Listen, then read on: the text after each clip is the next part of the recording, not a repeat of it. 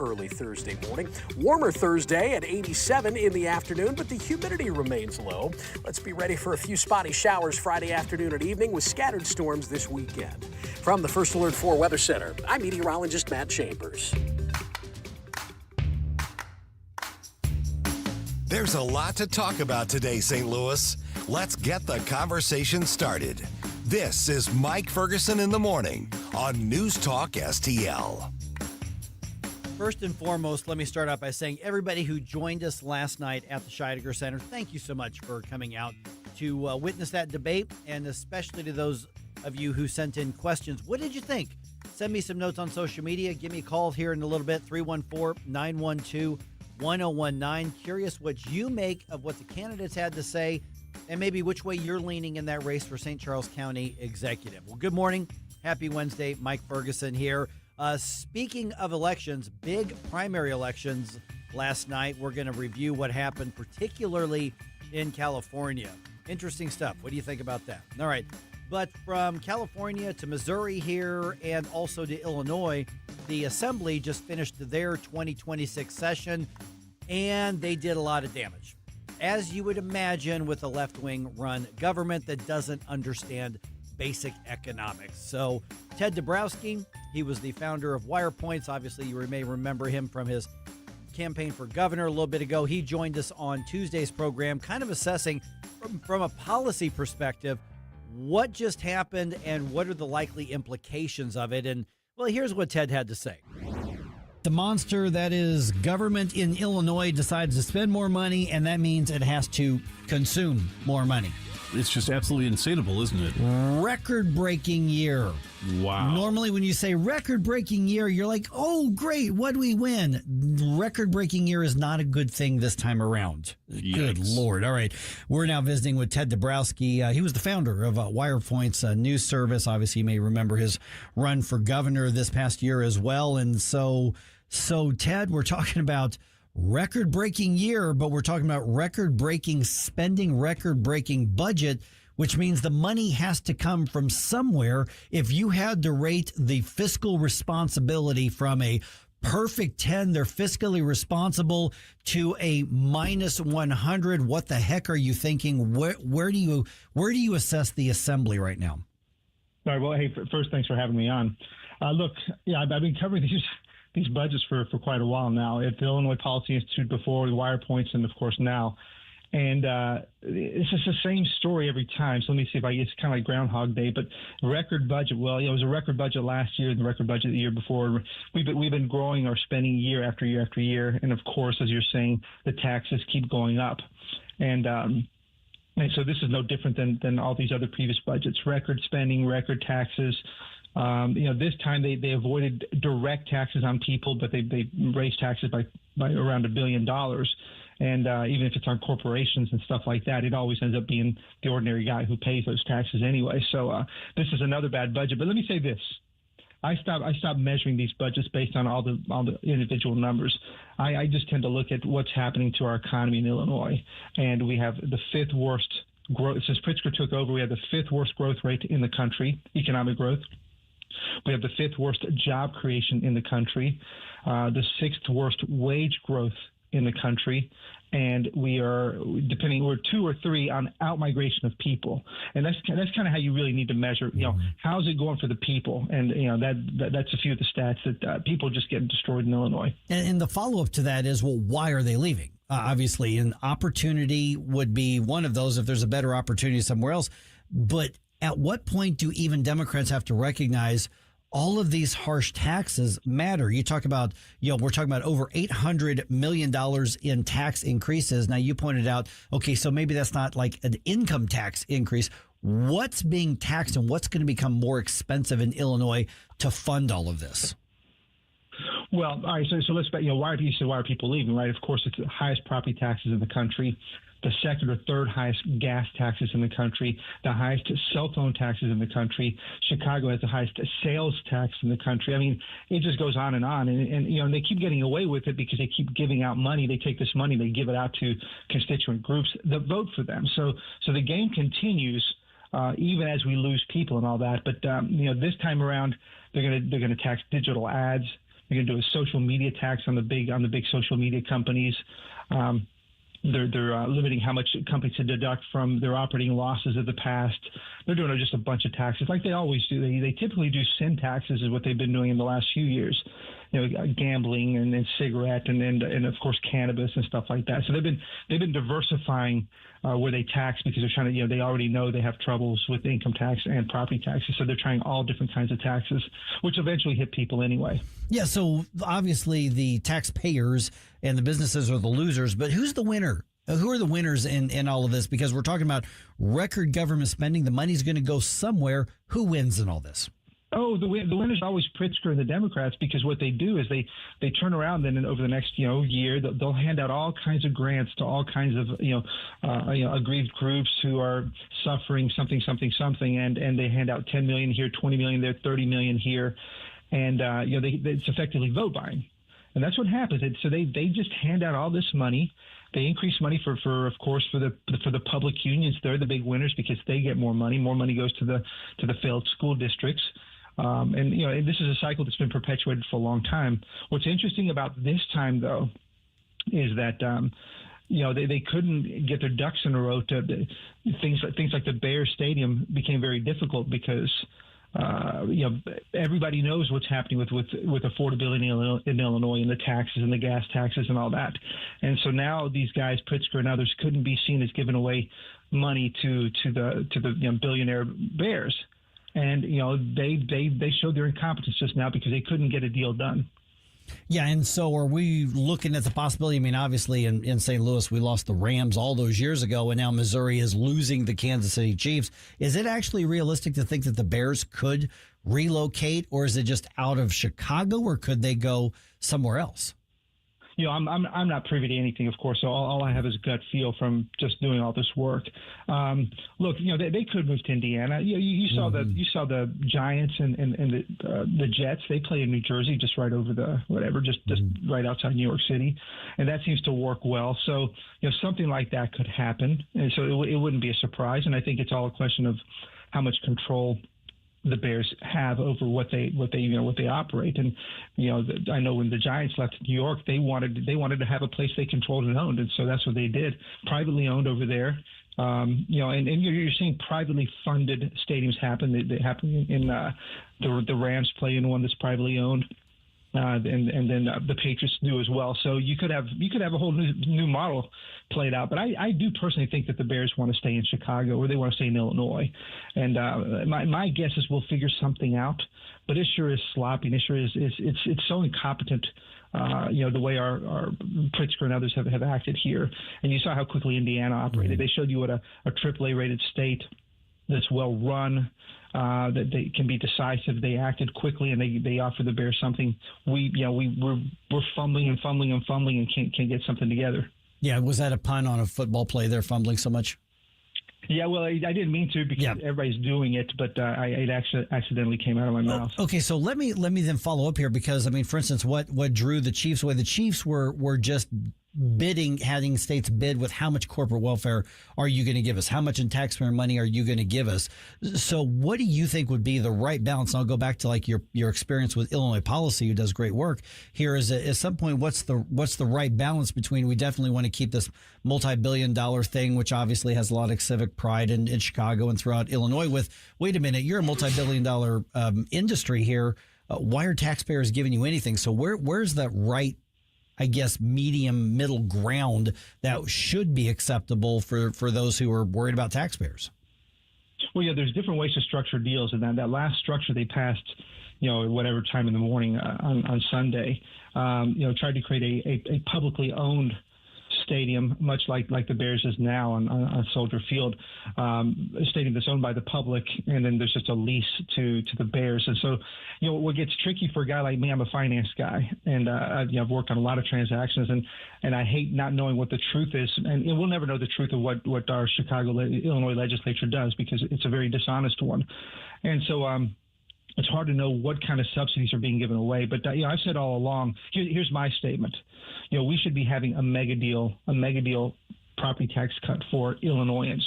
We lose a stadium or two full of people every year to outmigration. We're losing people out the wazoo.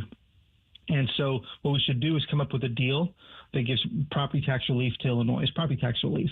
And then that can be paired with the deal for the Bears. But, I think first and foremost, we need to take care of the people, because if we keep losing people, we're going to have a big mess. And I also think the Bears need to see that we're a legitimate state. You look at Indiana, as I said, AAA rated, well run. They're winning people. They're winning deals. They're growing. They're lowering taxes. They're thriving. And we're not. And so the Bears need to see a totally different Illinois. Make it easier to stay here, because you want to stay in a place that's growing and thriving. That's where you want to be. So all that said, I think there's a deal that has to be done for the people first. Start with a 5% or 10% tax rebate, property tax rebate across the state, and then talk about a Bears deal. We're visiting with Ted Dabrowski, founder of WirePoint's news service. And Ted, you did mention a lot of the taxes, including the gas taxes. The Assembly actually did look at, they did actually pass some kind of suspension of the gas tax. What did they pass? And is that good policy? Because that's the money that pays for the roads and the bridges. Well, just excuse me for my sarcasm, whatever, but whoop-de-doo. It stops a 1.3 cent increase in the tax hike that's coming in July. So the taxes are not going to go up by 1.3 cents. Look, Illinois now has the second or third highest gas taxes in the country. And we have two taxes, by the way. We have a flat tax on gas, and then we have a sales tax on gas. And as gas prices go up, it's 6.25%. So as gas prices go up, guess what? The state's getting more and more money. And that's not money. That's a windfall. They should give all that money back to taxpayers. So I'm really unexcited by what the government's doing. They should be really bringing down those gas taxes, and of course bringing down spending, because this is why they always want more money. They increase spending, as we just talked about at the beginning of the show. Yeah, you got to feed the beast, and the beast has to consume it from somewhere, as we were just saying. All right, Ted, I know Illinois got a little different schedule, so the session is over. What's next? There's some downtime. There's a lull here for a little bit, right? Yeah, there's a veto session in the fall, which they can take up, the Bears, for example. But I think what you're likely to see is Pritzker call a special session and bring the legislature back to discuss the Bears, because they can't leave that they can't leave that sitting there waiting. The Bears have said that they wanted to decide spring or early summer, and that's now. So if we want to compete and do something, I was saying also they should do something transparent. Bring some financial experts and tell the public what's going on. The public deserves that. When you're talking about spending billions on something like this, the public needs to know what's going on, and I don't trust the government, and nobody should. Okay, we've got Flashback Friday coming up here in just a couple of days, so let's go ahead and get those requests started. 314-912-1019, or for the Flashback Friday request, you can just email them to Jerome or send us a note on social media. This is 1019 and 94.1 News Talk STL.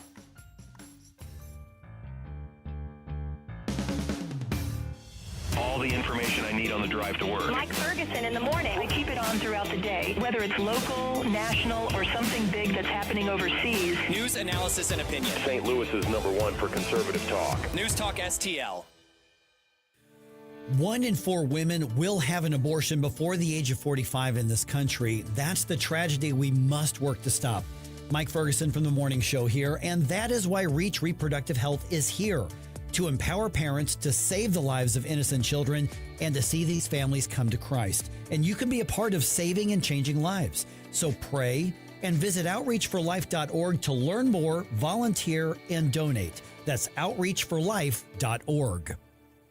Rhino Shield is engineered to outlast paint by a lot, backed with our 25-year transferable warranty. Paint a house, shield a home. We do brick, block, stucco, asbestos, steel, aluminum, cedar, and more. We are the only coating company selected by Disney, This Old House, and 3 times on HGTV's Curb Appeal, where all 3 episodes concentrate on unpainted brick. If you maintain or own a business with a tired-looking building, you owe it to yourself to look at Rhino Shield and our beautifully durable color schemes. Evaluations are free. We're making buildings pop and be noticed again, from Champaign to the Lake of the Ozarks, exceeding expectations every day with our products, people, and performance. Now is the time to call 877-25-RHINO, 877-25-RHINO, or go to 877-25rhino.com and see how honest and transparent we really are. Tell them, ladies. Don't pay Rhino, go Rhino Shield. Never paint your house again. Rhino Shield. Concerned about the condition of your windows driving up your energy bills? I was too. It's only called STL Windows and Doors. Their Provia windows combine old world craftsmanship the professional way, the Provia way, with over 65 years of combined experience, locally owned, offering competitive pricing and personalized service that the big box companies can't match. Call today for your free in-home estimate and start saving tomorrow. 314-277-5952 or stlwindowsanddoors.com.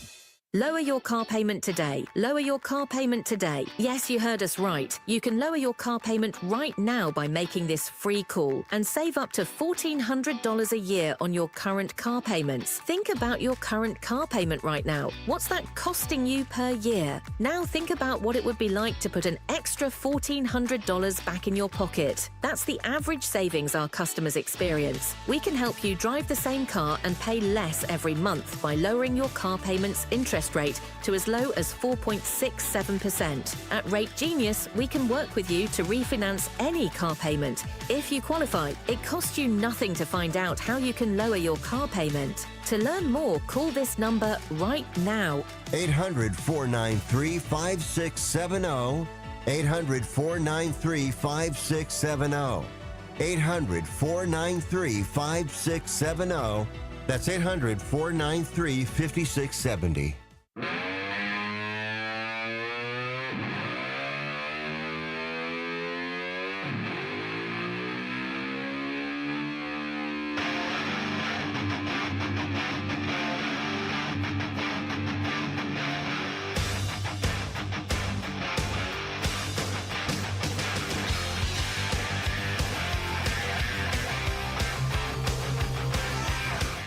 Get up, St. Louis. It's Mike Ferguson in the morning.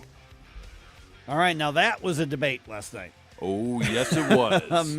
Man, was that ever. I'm not going to lie. I went into that thinking, okay, this will be interesting. And, the people who are like deep dive into politics are going to be here. And then we're going to have a bunch of talking points. And then, somebody's going to finger wag at each other. Oh, my goodness. Here's one of the measures where things went really, really well. Who was I talking to after this? I think I was talking to, former state representative Tony Lavasco and his wife, Ava. We were talking afterwards, and I mentioned this to somebody else, too. I said, 90 minutes into this presentation, 90 minutes into this debate, I'm looking out, and the lights were pretty bright because, me and Susie and I were on stage.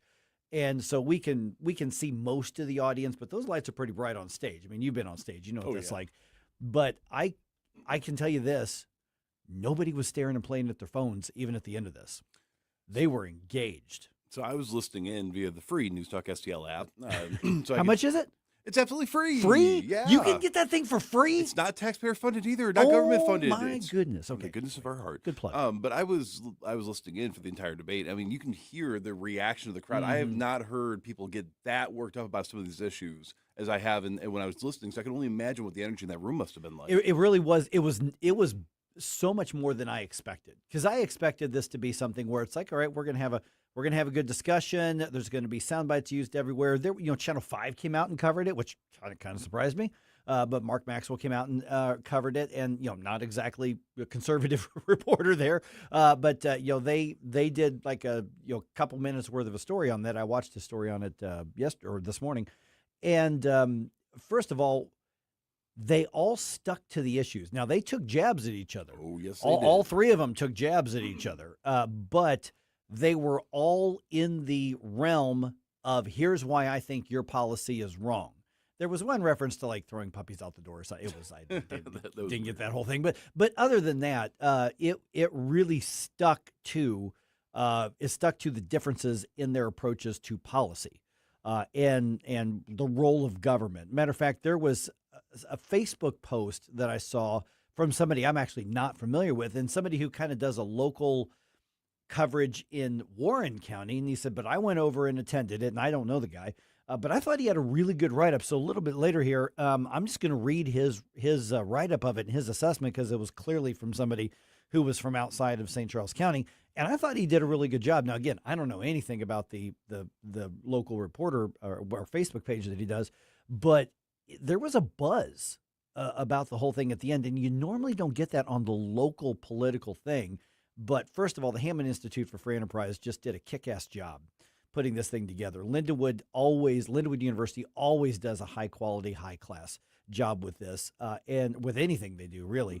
And so this really, I think, was a great service, and I was so glad we could be a part of it here at the radio station. It was such a great service to this crucial part of the St. Louis community.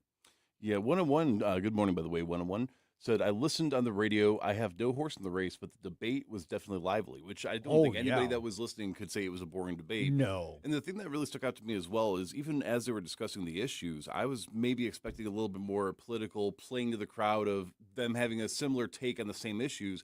But you really got a better sense of what their actual personality, what their policy, what they are bringing to office, or if the incumbent wins bringing back to office really was. They're not three cookie-cutter candidates. They all have distinct presence on the stage. Yeah. So 6:05, let's go ahead and everybody have a little extra coffee here. So let's get going. Susie will be in a few minutes. And if you have an opinion on who you think won or lost or there was something stuck, hey, send us notes on it. Give me a call, 314-912-1019. I know it's early, but, go ahead and let me know what you think about that. And we've had a lot of questions. Is the audio and video going to be available? The short answer is yes. I don't think it's up now. The Hammond Institute and Lindenwood University were the presenters of this. Now, we were obviously the media partner for this, but it's gonna land somewhere there. The audio itself has already been cut, and I'm not sure where that's going to be posted, but it'll be posted somewhere today, and we'll put that out there as well, whether that's on Hammond's or whether it's ours. But whatever the Hammond Institute decides to do with it, since they were the one that presented this. Which, I mean, that's fantastic because I don't often like to go back and revisit things, but that is actually one of the times I would love to go back and re-listen and to be able to almost re-experience that. And if you missed it, either in person like I did, or if you, shame on you for not having the app, did not tune in, it does sound like this is going to be one of those things you're going to want to find and check out. So it was information-wise was good, but just the actual experience was phenomenal. Yeah, that was one of the best, if not the best, local, just political stuff. Because there's a lot of times, I'll go to political stuff and I get invited to political stuff. Sometimes I speak at them and I enjoy a lot of them, but other times it's like, okay, I'm the media guy. I need to make it. I was so happy to be involved with that one yesterday. And Dan Fox from Mid Rivers and West Magazine, phenomenal job. Very, very highly intelligent and relevant questions that he brought to the table as well. Susie, of course, being a St. Charles resident, was solid on that as well. Jamie Allman did a great job moderating. Oh, yeah. I mean, he just did a great job. I mean, you're trying to basically guide and herd, three people who are really ambitious and really working hard in this race. And so he did a really good job with that. And little wonky thing, a little media thing, we were prepared to run over a little bit if the politicians, weren't going to stop talking. Yeah. Jamie actually landed this plane a minute and a half early, which is Wow. almost unheard of in politics and in political media. So that just shows you that Jamie's a very, very good moderator. He did a great job with that.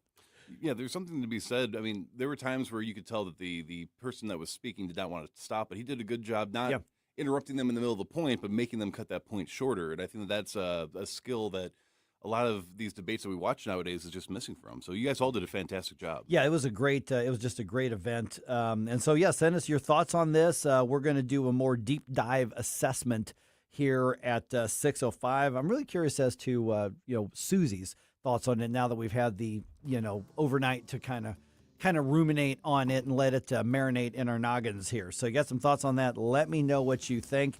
And then a little bit later on, one of the biggest names in political journalism fired, gone. Oh. Yeah, we'll talk about that a little bit later on, too.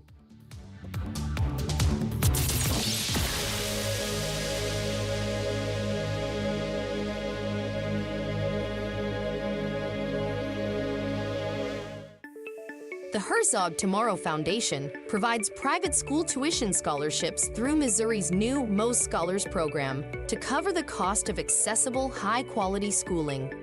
Hi, this is Myella Esser with the Herzog Tomorrow Foundation. Our private school tuition scholarships wouldn't be possible without the support of generous Missouri taxpayers. If you're a Missouri taxpayer interested in redirecting your tax dollars and sending them to Missouri students in need of a better education, please contact me at herzogmostscholars.org. Better education for students creates a better tomorrow for all. Learn how you can help provide a better education for Missouri students at herzogmostscholars.org. That's herzogmostscholars.org. Also, sign up for The Lion, an initiative of the Herzog Foundation that carries articles covering a wide range of issues facing American families and culture. herzogfoundation.com. That's herzogfoundation.com.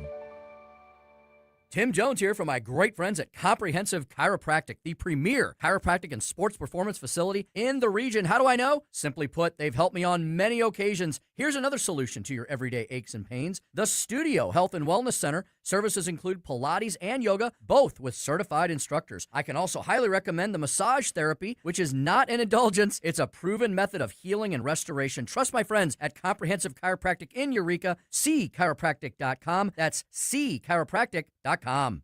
Dreaming about a vacation but not sure where to start? Should you book that all-inclusive resort or a cruise? Which destination? What cruise line? And how do you know you're getting the best value?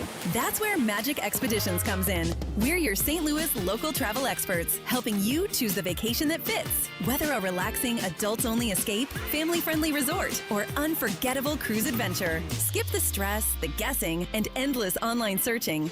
Visit magicexpeditions.com. That's magicexpeditions.com. I'm in my late 60s. My husband died a few years ago. He did all of our taxes. I sold a piece of property last year, and I forgot to claim the proceeds of the sale. Next thing I know, I got a letter from the IRS telling me that I owe over $50,000. Now I have a huge tax problem. I don't have that kind of money. I wish I knew who to call. If you sold property in the last calendar year or didn't claim all of your part-time or even retirement income, you could be in big trouble with the IRS. Call first before they send you a letter. If you've already got a letter, call. We'll help you file years of past tax returns and save you time and money. So call the tax doctor. The call is confidential and free. 800-240-4586. 800-240-4586. 800-240-4586. That's 800-240-4586. KLGY HD3 Clayton, K270BW Bellefonte, KNBS Bowling Green. This is News Talk STL at 1019, 94.1, and always streaming at NewsTalkSTL.com. This hour from Town Hall, I'm Rich Thomason. He's the leader of the pack, at least so far. Roughly 55% of the vote counted. Trump-endorsed Republican Steve Hilton is in the lead in the California gubernatorial primary. To every single person who voted for me, and every single person who voted in this election, whether you voted for me or not, I am here for you, for every single one of you. Hilton could face Democrat Javier Becerra in November in the Los Angeles mayor's contest. I just want to take a minute to tell you how much I love you so much. Democrat incumbent Karen Bass leading as the vote count goes on, with Spencer Pratt close behind. I'm going to continue to work hard, learn everything I need to learn, build my teams, show all the experience I'm going to surround myself with. The latest primaries took place in a half dozen states. The U.S. Supreme Court has spoken. Alabama will be able to use a new GOP-friendly congressional map in this year's elections.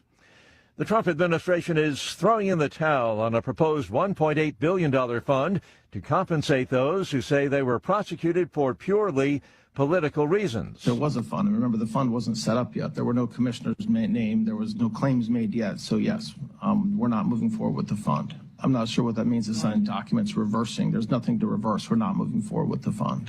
Acting Attorney General Todd Blanche asked about the matter during congressional testimony the other day. Another challenge to the fragile U.S.-Iran ceasefire, with both sides exchanging fire in the Persian Gulf once again. And Kuwait says its international airport has now partially reopened after an Iranian attack. It is a mixed picture on Wall Street at the moment. The Dow futures are down 212 points, while the NASDAQ futures are up 40 points. S&P futures down 11. More on these stories at townhall.com. Health insurance rates are surging in America, leaving millions without affordable options. If you're sick of having paychecks eaten up by healthcare costs or dealing with mega corporations, then listen to this. Christians don't need to waste money on a broken system. That's why I want to tell you about Christian Healthcare Ministries. It's an alternative to traditional health insurance at half the cost. With CHM, fellow believers contribute monthly to help pay each other's medical bills. There's no enrollment period, so you can join anytime. And you aren't restricted to provider networks, so you choose the doctors and hospitals you want. It's that simple. CHM is not insurance. It's a ministry that puts faith into action. Feel the difference of financial support and biblical care from fellow believers. Join CHM today by visiting chministries.org/wellness. That's chministries.org/wellness. From the News Talk STL Weather Center. Low humidity continues to be the star of the show when it comes to the forecast. Loads of sunshine today, up to about 83 degrees this afternoon. Warm in the sunshine, very pleasant in the shade. Mostly clear skies tonight, down to about 63 for the low early Thursday morning. Warmer Thursday at 87 in the afternoon, but the humidity remains low. Let's be ready for a few spotty showers Friday afternoon and evening with scattered storms this weekend.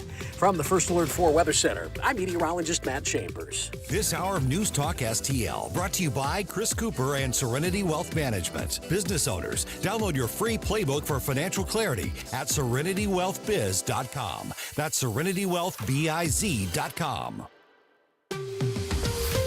Let's get real.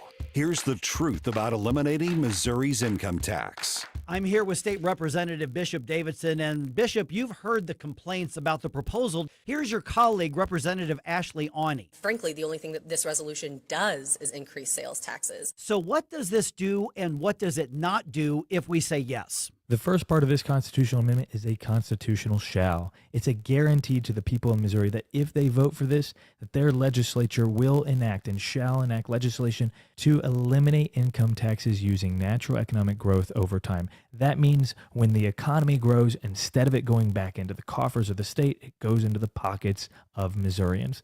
The second part is a constitutional may. It allows the legislature to have a conversation around sales taxes, but only so that they can eliminate income taxes faster and reduce local tax rates like personal property tax and real property. Get the facts at afpmissouri.com. On the next Larry Connors USA.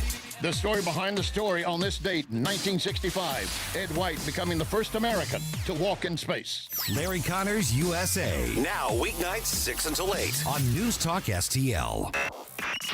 Mike Ferguson. I'm not like the rest of you. I don't make mistakes. Susie Moore. What you're telling me doesn't sound logical, my dear. Get up! Can't you hear the alarm? Get up, St. Louis. You need to get to go. I need to be able to get where you need to go to do the work. Mike Ferguson in the morning on News Talk STL. Get up! This is your cousin God. Okay, I'm looking at a couple comments coming in on the social media chats right now. Jay Monty says, you mean it wasn't the typical calling each other MAGA names and going off the rails? How different? No. That's exactly the thing. It was not. Let's see here. What else was said? Allison's got a question for us here, which we'll get to in just a second here as well. Thank you to hundreds of people who joined us last night on Lindenwood University's campus for that debate with the Republican candidates for St. Charles County Executive. We were just talking here in that information segment, excuse me, a second ago. And over all the years I've done media here, one of the things that happens, and I'm just going to pull the curtain back just a little bit, tell you kind of the way that media does promotional stuff, is that when your TV station or your radio station or your newspaper or whatever is involved in an event, in this case it was a debate, sometimes it could be like a big food drive or whatever the event is, you kind of budget your time and your energy into pre-selling it, and then the promotion, and then the actual event, and then what is often called back-selling. And you say you take that 5% or whatever, everything, and remind everybody what you did, and it was a success, and look how great you are. That's basically the formula that you will use sometimes. Mm-hmm. So the original plan was I was going to come in and, once an hour or so, we were going to mention, hey, thanks everybody for being here, show a little clip, and then move on to the bigger stories of the day. This is the story of the day.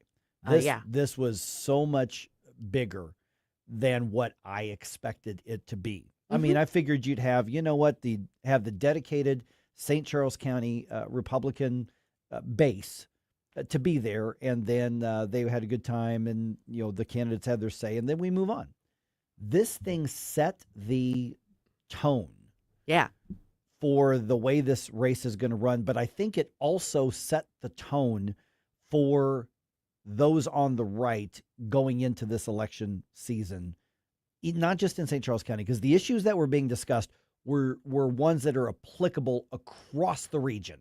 Yes, they are. I mean, there were some very St. Charles County specific things that came up, but the issues and the underlying sentiment and momentum, that translates much broader than that. I was mentioning a few minutes ago, Susie, that one of the gauges that you can look at to how, because I think at some point it was just, we were several minutes in, I think everybody's going, something's going on here. Something big's happening here, just as far as our local government goes. This is turning into a thing.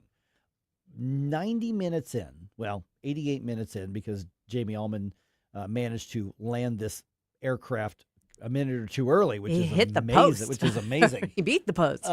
But we were at the end of this debate talking about data centers and property taxes and building roads and jobs and crime. At the end of this whole thing, I looked out and, those lights were pretty bright up there on the stage. Yeah.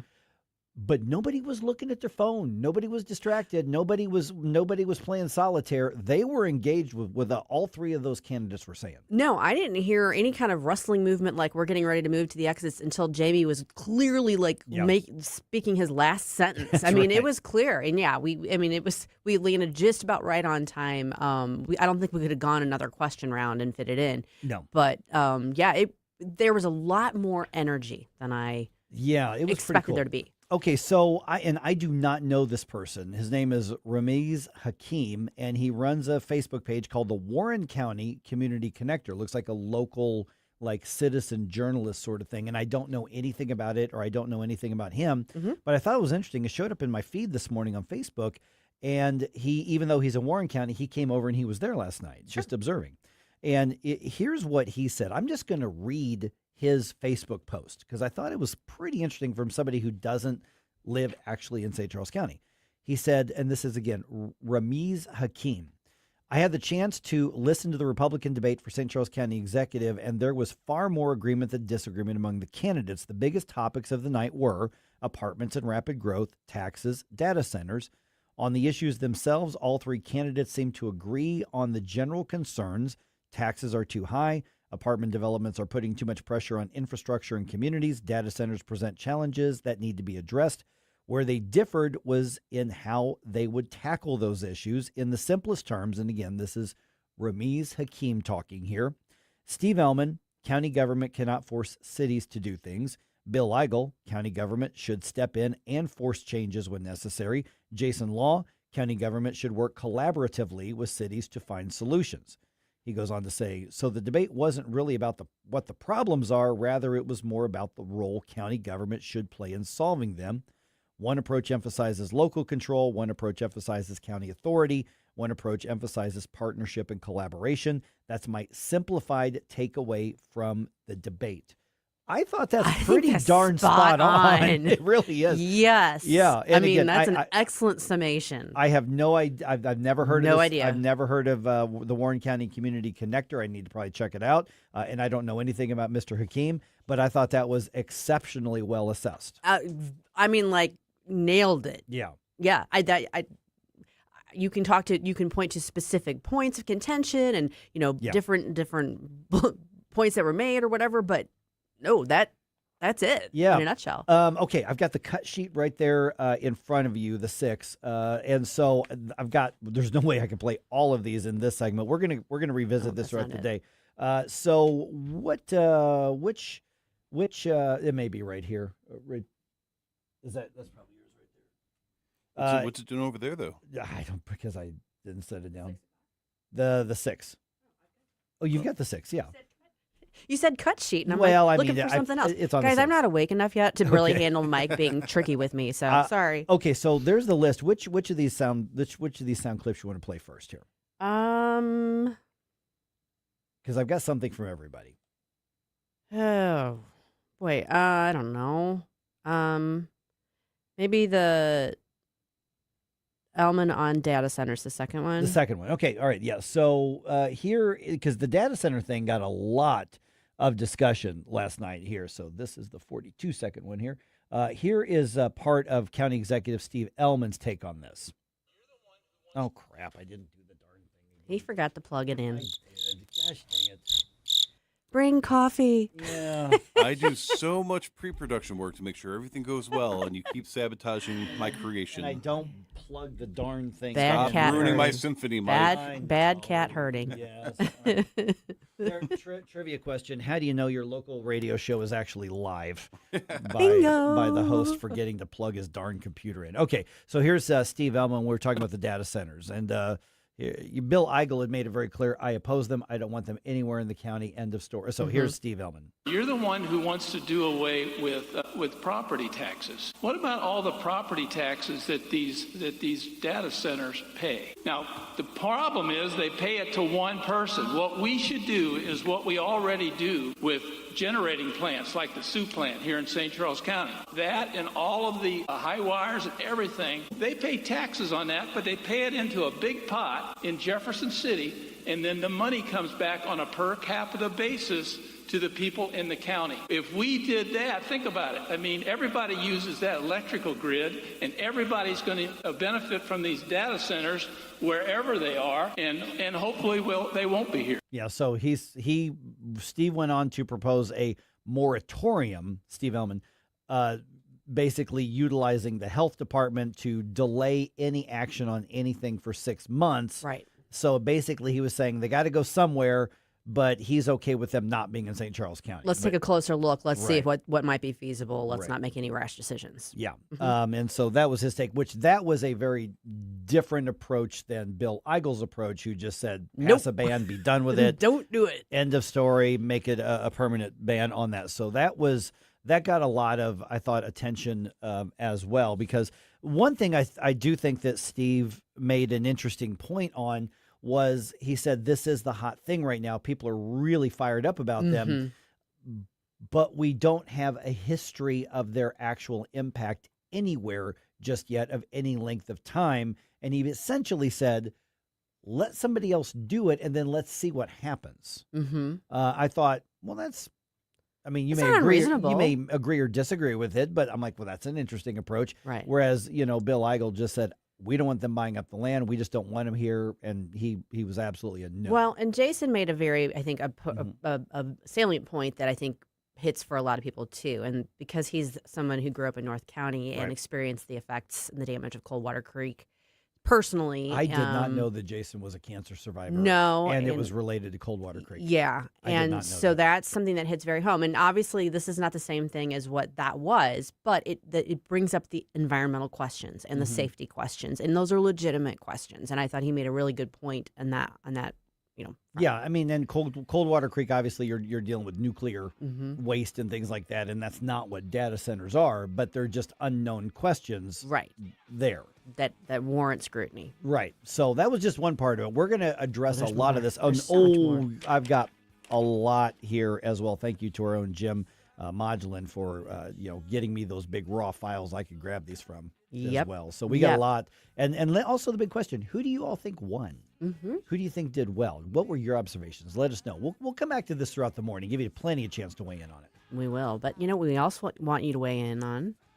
What would that be? What day is it? Bump Day! It is indeed. We may not be fully awake, but we know it's time to ask you for your suggestions for Flashback Friday bump music. So be thinking about what you want to hear on Friday. Send your requests to Jerome at NewsTalkSTL.com.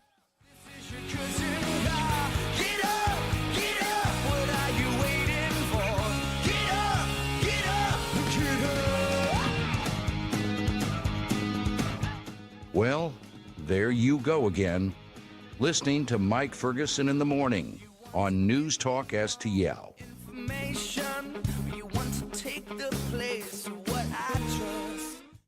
All right, you all have heard me talk about Window World before. They are one of only 2 replacement windows with Good Housekeeping seal of approval, and they're ranked #1 in the country for number of windows sold by Qualified Remodeler magazine. They've been doing this for over 20 years. They've been helping to improve the look and energy efficiency of more than 80,000 homes right here in St. Louis. And the St. Louis location has been owned and operated and managed by born and raised St. Louisans for more than 23 years. So if you're thinking, hey, it might be time for new windows, you want to give them a call for your free estimate. It's 1-800-GET-WINDOWS. What I like about Window World is the product itself. Their windows are durable, they're secure, they're energy efficient. They're built with double strength glass that you don't typically see in replacement windows. And you're covered with a lifetime warranty, which includes parts, glass, breakage, and labor. And that is a big deal.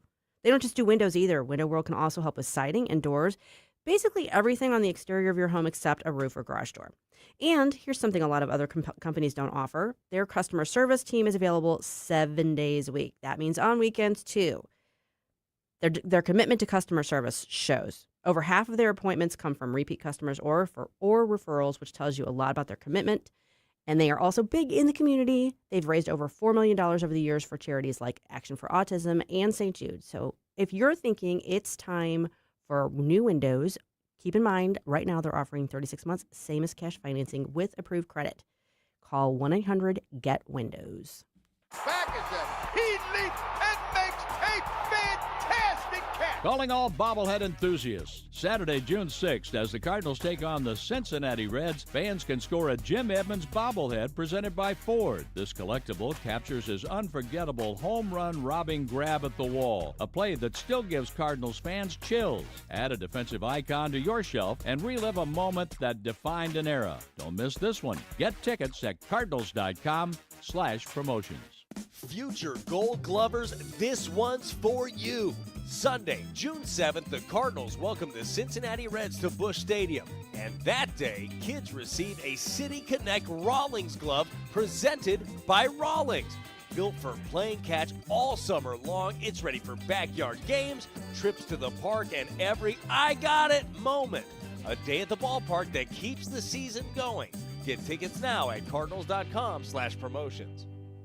Hi, I'm Jen Wallner. And I'm Rodney Wallner with the Wallner Home Selling Team at Berkshire Hathaway. Hey, Rodney, how do you sell your home for top dollar? That's easy. Call the Wallner Home Selling Team at 314-810-SOLD. What if I want a flexible commission rate? Call the Wallner Home Selling Team at 314-810-SOLD. When's the best time to sell your home? Right now. Call the Wallner Home Selling Team at 314-810-SOLD. For all your real estate needs, call the Wallner Home Selling Team at 314-810-SOLD. That's 314-810-SOLD. This hour of Mike Ferguson in the Morning is brought to you by Stifel. Request a portfolio review from your Stifel financial advisor at stifel.com. That's STIFEL.com.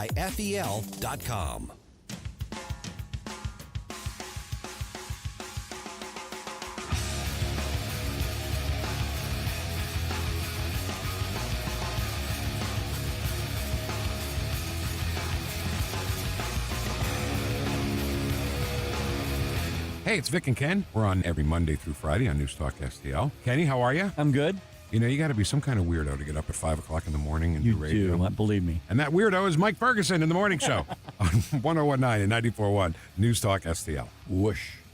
You know, not only is it bump day, it could very well, hopefully, if we play our cards right and the right people are listening right now, it could also be Mario's Donut Day.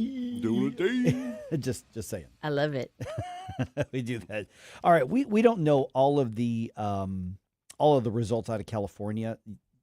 Susie, you were not kidding when you were warning us, saying, "Yeah, it takes them forever to count their votes or to release the results of the votes." As of early this morning, they were still at like 56% of the votes being counted throughout both the governor's and the mayor's race in Los Angeles. This is how they do it in California. Yeah. It takes weeks. It can take weeks. And I just want to warn people, don't be too excited by what it looks like now. Right, because we know where things stand at the moment. We do, and it's encouraging. Yeah, so where we've got right now, let's start with the governor's race. Because then we'll get to the situation with the Los Angeles mayor, because there are some bigger pictures. Matter of fact, at 7:05, John Tillman from the American Culture Project going to be with us, and I booked him yesterday. And John's been on the show, a lot. And of course, he's got the new book out and everything. And he's looking at this not as in just Republican, Democrat, but what is this telling us about where we are right now, where are we going, both the Democratic Party, the Republican Party, but also overall, just like us collectively, if there is such a thing as us, as opposed to just them and them out there as well. But it appears that Steve Hilton and Javier Becerra are headed towards the runoff in California as it stands right now. Right. So, yes, as of right now, they are the top two. Hilton is actually, I think, ahead. He has the most votes so far. Right now. But again, heavy caution because, he's up 27.8% to 25.4%. There's no question there will be a runoff. Right. The way they count votes in California, you don't ever want to count your chickens before they're hatched. Now, there's enough of a separation between Becerra and Tom Steyer that it's looking good. It's looking very good for those to be the top two. But, that doesn't tell us a thing about what's going to happen in the general. So, as of right now, looking good for Steve Hilton. Now, one of the things I would also, when I was looking over, well, two things jumped out at me. One is that, there are a few Republicans and several Democrats. There are far more Democratic votes in the primary than there are Republican votes in the primary. So you keep that in mind, regardless of which two looks out there. And despite having this big national name, boy, Californians don't seem to like Katie Porter. Oh, no, they don't. They really don't like her. I do want to point something out, though. Yeah. Because they're registered Democrats that are voting, that doesn't mean they didn't vote for the Republican. Correct. In fact, in this particular election, I think we're probably going to see a lot of crossover votes. Yeah. So that's another thing. It's like, okay, well, let's see how it all shakes out. Because the top two, like you said, there's not that big a difference between those top two. No, and I want to point something else out that's really important. L.A. County is one of the bluest of blue counties, okay? Right now, L.A. County only has a little over a 5% spread between Becerra and Hilton. Interesting. And Hilton's still leading Steyer. Yeah. So it is very encouraging. I just, I've learned, I've had my heart broken by California, so I've learned. What the heck is going on with why it takes days or weeks for... It's exactly what you think. Okay. All It's right. exactly what you think. It is set up by design by an overwhelming Democratic majority to ensure that there are always an overwhelming Democratic majority. They cheat, lie, and steal. I will say it. You just did. I will stand by it. Yeah, so let's talk about Los Angeles here. Yeah. Karen Bass, we've got enough in to say she's making it to the runoff, but she was hoping to avoid a runoff, and she didn't even come anywhere close to avoiding a runoff because she's got a little over at this point. And again, we're looking at about 56% of the vote from KT. I was looking at KTLA out of Los Angeles. I was looking at their coverage. Yeah, I've got the DDH. Last I saw was about 56% of the vote, and she's got a little over a third of that. Yeah, barely. So that is nowhere close to avoiding a runoff because if you get 50% plus one, there's no runoff. You just win. That did not happen at all. It appears that Spencer Pratt is in the position to be in that runoff with her, but again, it's early. It's early. Yeah. So don't count the chickens before they're hatched. But he's got an 8-point lead over Nithya Raman, who's the city council person, who's the third contender. So right, and she's a socialist. I mean, a Democratic socialist in America. And at one point, she was an ally of Karen Bass, if I remember correctly. I wouldn't doubt it at all. There was some sort of friction between those two. Right. Yeah. So I mean, there's still a long way to go, and it may be weeks, honestly, before we actually get a final decision on that as far as who the top two are. But it's looking good right now. It's also looking good for like Kevin Kiley, who is the congressman who was a Republican who changed his status to independent because they redistricted California. Thank you, Gavin Newsom. But he's holding on. So like that might have been the wise move for him to do. And he's a good guy. I mean, like he advocates for good things in Congress. So Henry Olsen, who one of the columnists for the Washington Post, I think Henry is. He is. This is his thing: is elections and looking at the actual data, where the votes coming from, where they.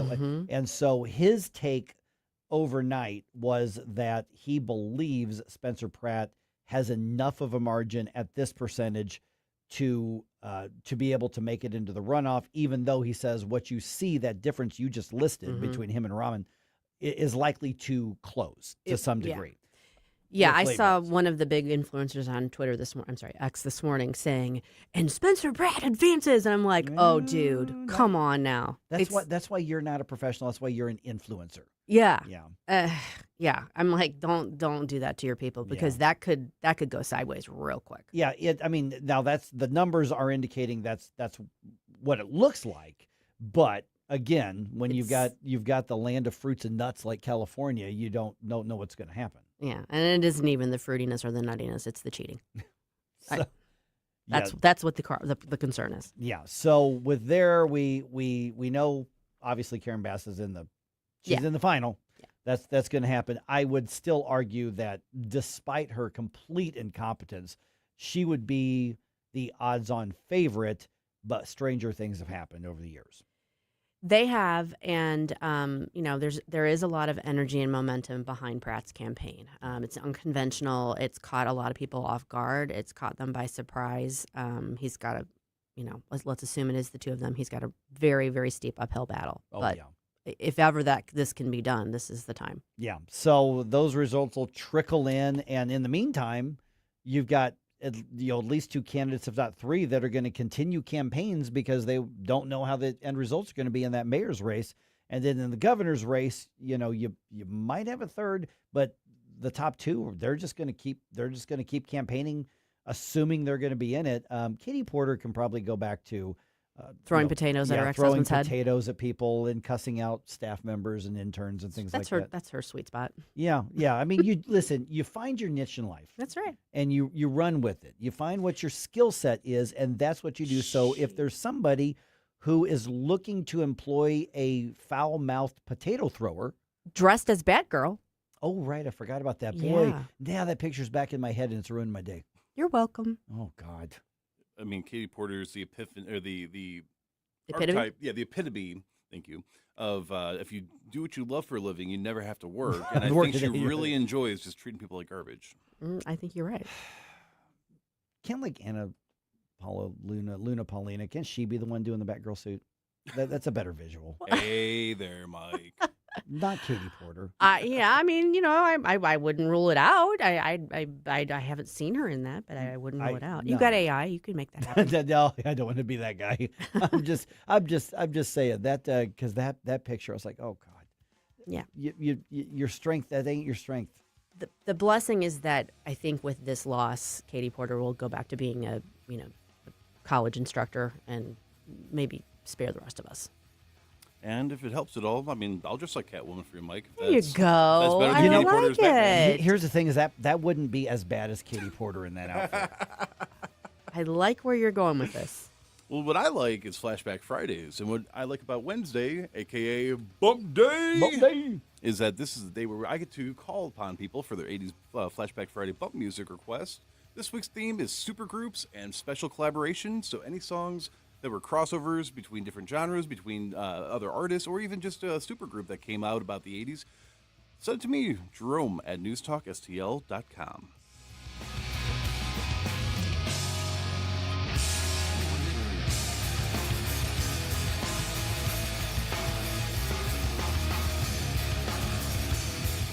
Mike Ferguson in the morning. Always be yourself, unless you suck. On News Talk STL. From the News Talk STL Weather Center. Low humidity continues to be the star of the show when it comes to the forecast. Loads of sunshine today, up to about 83 degrees this afternoon. Warm in the sunshine, very pleasant in the shade. Mostly clear skies tonight, down to about 63 for the low early Thursday morning. Warmer Thursday at 87 in the afternoon, but the humidity remains low. Let's be ready for a few spotty showers Friday afternoon and evening with scattered storms this weekend. From the First Alert 4 Weather Center, I'm meteorologist Matt Chambers. Something big is happening in St. Louis County, and you're invited. Join us for the grand reopening of the St. Louis County Central Committee's brand new headquarters, and it's an open house you don't want to miss. Stop by Wednesday, June 3rd at 794 Gravois Bluffs for light appetizers, beverage, and a chance to meet your Central Committee members. Plus, Chris and I will be there live. Join Tim and me and tour the new headquarters. That's Wednesday, June 3rd, 794 Gravois Bluffs. License number GL250000615. Hey, Dad, what causes drains to clog? Grease, hair, soap scum, and tree roots. Tree roots? This town has old pipes and big trees. They find each other. They grow inside pipes? They bust into pipes. Whoa. Once they're in, the water stops flowing. Can we fix it? The big green grasser machine can fix any clog. Green is always grasser at grasserhomeservices.com. Remember when food tasted like home? When breakfast was made from scratch and dessert was worth saving room for? At Shorty's Diner, we're serving up down-home breakfasts, lunches, and desserts just like Mom used to make. Fresh, from scratch, every single day. Step back in time with us, where the booths are cozy, Elvis is always in the building, and every plate feels like a hug. On Lackland and Westport, or online at shortysdiners.com. Shorty's Diner. It's not fancy. It's not fat-free. It's just the way it used to be. If you find yourself feeling out of place in the world, it's comforting to know conservative values haven't been abandoned everywhere. The far left wants to destroy conservative values in America. This is News Talk STL. Welcome home. Exercise your demons with the back of my head, yeah. Shell-shocked eyes and paralyzed, you finally understand that I'm a bad man. Yes, I love that you're starting your day off right with Mike Ferguson in the morning. It's your boy Joe Pags. Talk to you tonight, but now let's get back to Mike. Okay, let me give you kind of the plan for what's coming up here on the program. We're going to assess maybe the bigger picture of these primary results around the country. We've got John Tillman. We're lucky to be able to access him because he's got a really good handle on this from the American Culture Project. We're going to talk to him around 7:05, and then I think let's go back to the St. Charles County and assess that. At 7:35, I've got several clips from that debate last night. I'll give you a little preview of that in the news dump here coming up in just a little bit. And then before that, Scott Pelley, gone. He was shown the door. Well, Yeah. he was. I mean this sincerely. He was asking for it. Oh, totally. He was intentionally provoking that response. Right. Yeah. So he's out, and then we'll kind of chat about that. But then the bigger picture is this seems to be a shakeup in media in the industry itself right now for probably a variety of reasons. I'm not sure Scott Pelley's going to find himself to be the ideological or intellectual martyr he thinks he is. But yeah, we'll get into that. But in the meantime, I think the question is whether you were there at the debate last night, whether you listened at the debate, or you're just taking in the clips that are going all over the place. Who do you think had the best night, and what questions do you have about it? So we're going to come back to that here in just a little bit. 6:35 right now. Did you see the 8647 thing back in the news? I did. A couple of different ways. Mm-hmm. Senator Eric Schmidt lit into a school board member, I guess school board president, Kirkwood, because she posted on social media. She did was it a hashtag or, but she posted 8647 as well. So here's what happened. And then there was also a court ruling regarding the numbers and the phrase 8647 on somebody posted on a flag here as well. Let's start with Senator Schmidt on X. Eric then posted a screenshot of a Facebook post from Kirkwood School Board President Judy Motica, M-O-T-I-C-K-A. And Kirkwood is a crazy, stupid left-wing district to start with. We are constantly finding issues with the entire school, and this is from the top. I mean, we talk to the Thomas More Society every few months. We're like, yeah, they're still pushing LGBT stuff on kids. They're still pushing left-wing stuff. Kirkwood School District, I think they do brag about like academic achievements. Congratulations for being above the fray when it comes to public schools. Congratulations on that. But they are truly one of the most radically left-wing schools districts in the region. Mm-hmm. So the school board president says this on X, and let's see here. Where is it? She says she's basically responding to Stephen Colbert's last show, that he's not on the air anymore. Woo-hoo. And she goes and she says, I am totally in denial that after Thursday, the late show with Stephen Colbert will be over. I'm going to savor these last 4 episodes. He's a national treasure, a smart, funny guy. And all I can add is 8647. And so Senator Schmidt says, hey, nothing to see here, just the president of the Kirkwood, Missouri School Board, Judy Motika, calling for the murder of the president of the United States. No news coverage about it, just the casual acceptance of the Luigi left's assassination culture. Bingo. That fair? What do you think, Jerome? Again, I grew up with 86, meaning specifically the context of illegal activities. Now that I'm more aware that it is a term that was used from being removed, I'm not 100% sure it was a call to assassinate or murder. I do think that because of how politicized it's gotten, that this is going to be a consistent sort of, I don't know what you call it, like a snark, like a clapback of basically saying, we know that this offends you, this is how you interpret it, but we're going to keep saying it anyways. Yeah. Now, I want to make a point about that. I think before it became a thing with James Comey, people could claim the plausible deniability aspect of it. I don't think you can do that with in an intellectually honest way anymore, because that is why he's being prosecuted, is because a reasonable interpretation of it is kill this person. So to be like, what? I mean, it just means get rid of. I mean, what was big when Biden was president? Let's go, Brandon. Yes. We all knew that was code for something else, but that code for something else wasn't kill the guy. So this is becoming basically a dog whistle that is not going to have, I think, at this point at least, I'm not seeing anything showing that there's legal repercussions the same way that if you flat out said, I'm going to do something illegal to somebody, would have if you posted that on but there are. There could be. That's why James Comey is being prosecuted right now. Now, whether that prosecution will hold, whether he will ultimately be held criminally responsible for it, remains to be seen. But yes, there are repercussions for saying it, and then that ties into your other story. Yeah, which we'll get to here in just a second. By the way, the Kirkwood School District did put a statement out. Oh, really? Yeah. They say, I'm just going to read their statement word for word. We are aware of a social media post made in mid-May by a board member on their personal account. As individuals, board members possess the right to free speech. However, the personal activity of any single member does not reflect the position of the district or of the Board of Education. Our primary focus remains on serving our students and collaborating with the board in its official capacity. So basically, they said nothing. Yeah. I mean, well, I will say this.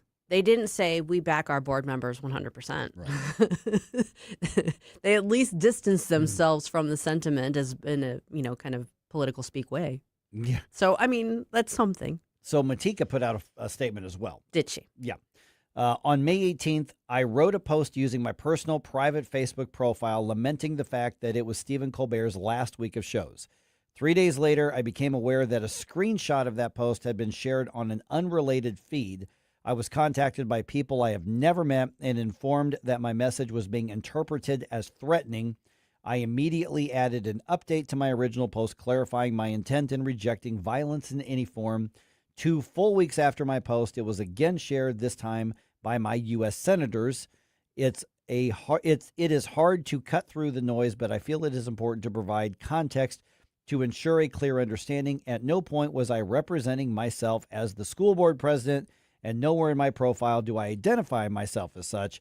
It is my private account where I usually share pictures of my family, travel photos, and occasionally commiserate with friends about the state of the world. In my official capacity as a board member, my focus has always been and always will continue to be what is best for the students of our district. And that's all she said about that. Okay. I mean, that's not a horrible comment, but here's the thing. It was my own personal page, but people saw it, and I was making expressing a sentiment that people can reasonably interpret as, I mean, again, if you substitute kill the president for 8647, I mean, there's like, if it's the actual words, no one can make this argument. It's just because it's code for it. And yeah, I mean, okay. Is somebody could make a reasonable interpretation of that enough to make it criminal? It could be. That's what's going to be tested in the Comey case. I feel like it's not. I feel like it's not persuasive or intellectually honest to try and make I didn't mean it like James Comey has done. I don't think that's realistic anymore. I think was a point before that where you could say, well, yeah, 86 could mean this or it could mean that. But it always has been reasonably interpreted to mean kill. Yeah. Well, and, that's, and I think that's where it's getting blurred now, is because you do have enough people that are trying to say, no, we were meaning the restaurant term to get rid of. And so this might be the Let's Go Brandon of the left right now. It's going to be used more as, you know what we mean, we know what we mean, but it's more of an FU than an actual call to action. Yeah, but that's the thing. Let's Go Brandon wasn't he'll kill the guy. It was screw him. Mm-hmm. In a more colorful language. Right. Yeah. Which, okay, people say that about Trump all day long, and that's fine. Do it. That you're not going to get prosecuted over that. Yeah, but you're also dealing with the types of people that they think is perfectly fine to advocate actual violence against Trump supporters. This is the point. I don't, of all the things that have been said, that have been posted, even the bloody Kathy Griffin Trump head, I think that if by now there has not been some sort of repercussion for this behavior, they're going to get away with it even if Comey again gets convicted of this. So I don't think they can retroactively charge everybody else that's been sharing it. And if anything, you're just going to see more people trying to be anonymous online posting it just to irritate people. So it's almost like a moot point of whether or not this gets charged or not. Well, I don't think it's a moot point to discuss, and I think it's important to point out when someone is a leader, a community leader, that they're adopting well, she's not a teacher; she's a school board member. But it's still bad. I don't think the president of the school board. I think it's perfectly fine to call it out. I'm not saying she should be prosecuted. Right. I'm not advocating that. Yeah. And I don't know what's going to happen with the Comey prosecution, but I do think that. Now, there was another case where a judge issued a ruling this week ordering the National Park Service to allow a left-wing group to display a flag that says 8647 near the National Mall. And so I didn't even know about this case. So U.S. District Judge Randolph Moss issued, basically it's a restraining order, it's TRO, in favor of a group called Accountability Now USA, which I've never heard of. They're just like super anti-Trump, basically, is what they are. So they had a display there, which people do displays in that area all the time in D.C., but they had a flag that just said 8647. And in the ruling, the judge rejected the arguments from the government that was a threat against the president. So part of his ruling, the judge wrote, the court does not doubt that political violence is on the rise and that it poses a grave threat not just to the targets of the threats, but to the country as a whole.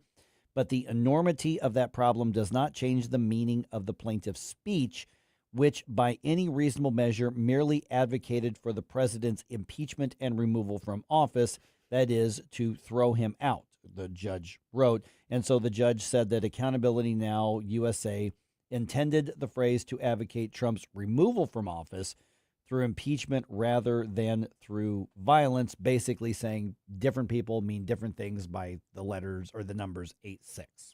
That's his ruling. Yeah, I talked about this with Tony yesterday.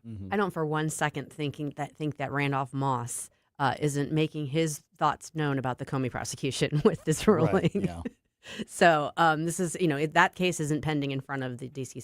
District Court. So this is his way of weighing in on that interpretation. And what's going to ultimately end up happening probably is at some point, maybe next term, before the Supreme Court is going to be, they're going to be called upon to somehow determine whether 86 is sufficiently, associated with the concept of kill that it can be or whether prosecuted.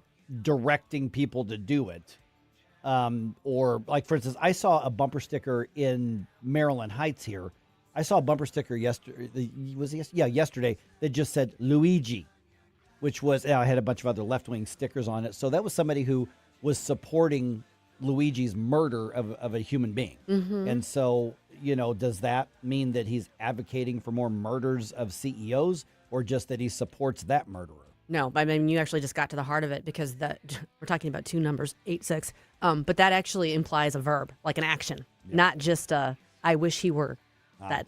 Do you know what I'm saying? Yeah. So, I mean, I do think this is going to end up before the Supreme Court in one way or another. Maybe with this case, maybe with the Comey case. But yeah, we're going to be arguing about what the heck 86 means. And I just want to get back to Get Smart. Who do you think won last night's debate? We've got a few highlights from it during the news dump at 6:50. Keep your lady by your side. I can snap my fingers, turn your glass house into sand. This is so stupid. St. Louis's Okay, I'm hanging up on you now. place to talk. News Talk STL. The 4th Annual Augusta Wine and Jazz Festival takes over the town on Saturday, June 6th from 9 a.m. to 9 p.m. Experience a true jazz crawl as you stroll around Augusta with 10 stages tucked into vineyards and tasting rooms, offering a world of food and sounds to explore, with free festival entry for all ages. The day culminates at the Harmony, Augusta's historic performing arts center, for a powerhouse headliner performance and pasta dinner you won't want to miss. Details and tickets at theharmony.org. To have a roof over your head, a nice roof over your head, is very important. That's Rick talking about his experience with Rhino Shield ceramic coating. We got Rhino Shield 18 years ago, and they were very cooperative on getting us the right paint. They were in and out and done in no time. Once it was finished, looked great. We were very happy with it. The main reason Rick called Rhino Shield is because it's backed by a 25-year transferable warranty. We've watched a lot of people get their house painted 3 or 4 times, and we haven't had to do any of it. I don't know about you guys, but I don't want to have to paint it every 5-7 years. Take a tip from Rick and put down the paintbrush and call Rhino Shield for your free evaluation. 877-25-RHINO. 877-25-RHINO. Or visit 877-25rhino.com. We got Rhino Shield 18 years ago. Financially makes sense, especially if it's going to last like this did. Still looks great. Call now. 877-25-RHINO or 877-25rhino.com. Don't paint, don't Rhino, go Rhino Shield. Never paint your house again. Rhino Shield. Hey, it's Chris Arps. Becky and I recently discovered a restaurant that's quickly become one of our go-to restaurants, Timothy's in Creve Coeur. Led by executive chef Will Mabry, Timothy serves contemporary American cuisine with a touch of Southern charm. Dishes like pastrami, smoked lamb, and shrimp and grits. My wife absolutely loved the lobster pot pie, and everything we've tried has been incredible. Amazing house-made desserts and over 500 wines to choose from. Enjoy dinner 7 nights a week, plus lunch, brunch, and private events. Timothy's in Creve Coeur at 12710 Olive Boulevard or online at timothysstl.com. This hour of Mike Ferguson in the Morning is brought to you by Stifel. Request a portfolio review from your Stifel financial advisor at stifel.com. That's STIFEL.com.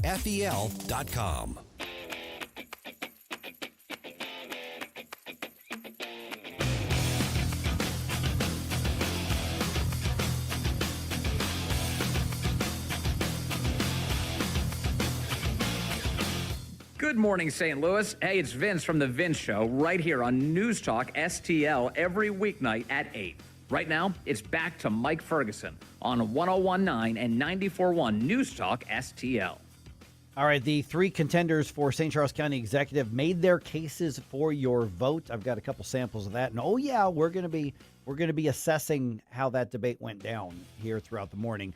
Also, one of mainstream media's top names in news is fired. A lot of different angles to this. And the Cardinals are slipping back in the Central Division standings. I got the update on that for you at 6:50 right now. Let's do a news dump. The Morning News Dump, brought to you by Whistle Pig Outdoors. Successful dump. Wake up, America. It all worked out. They got all the news. The Morning News Dump. All right, property taxes, data centers, and apartments. Those were among the main topics candidates debated last night at the St. Charles County Executive Debate. Bill Eigel and County Executive Steve Ellman sparring over Eigel's push to end personal property taxes. I have yet to meet a person that lives in this county that doesn't want to see the end of personal property tax. Let's start standing up for the taxpayer. You get to do that. Tax is a big problem. Personal property tax is a big problem. The county is a small part of that problem. And what you're suggesting would bankrupt the county. Okay, public safety was also front and center in the discussions. Jason Law arguing for a regional, more cooperative approach to addressing crime. We need to focus in on that regionalism in terms of crime, and that will help us bring business back to this region when we get that under control and people can feel safe. Okay, the debate was hosted by the Hammond Institute for Free Enterprise at Lindenwood University, and it really was, Susie, I think, an area where I don't know that, other than the data center thing, I don't know that there was a huge amount of disagreement on the general approach, but the application and what the solutions are, there was a wide range in those. Now, property taxes, there's a big difference on that between Steve Ellman and Bill Eigel. But, you've got 3 pretty conservative guys who have very different views on how county government should operate. That's the thing. It's about how to get there, not necessarily where the there is. Although there are some differences there. But this was kind of something that I was talking about before, or like going into it was, you got 3 Republican guys on the stage. Mm-hmm. None of them's like a secret Democrat.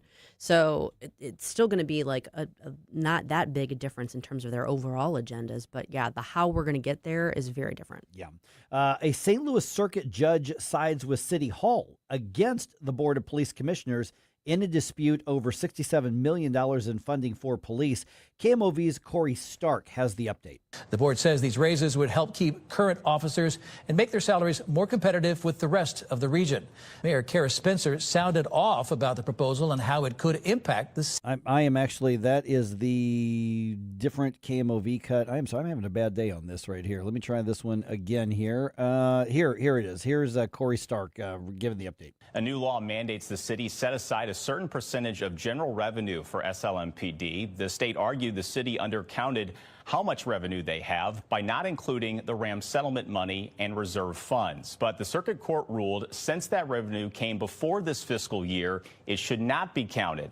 The Board of Police Commissioners says it is going to appeal the decision. I actually think that the city is right.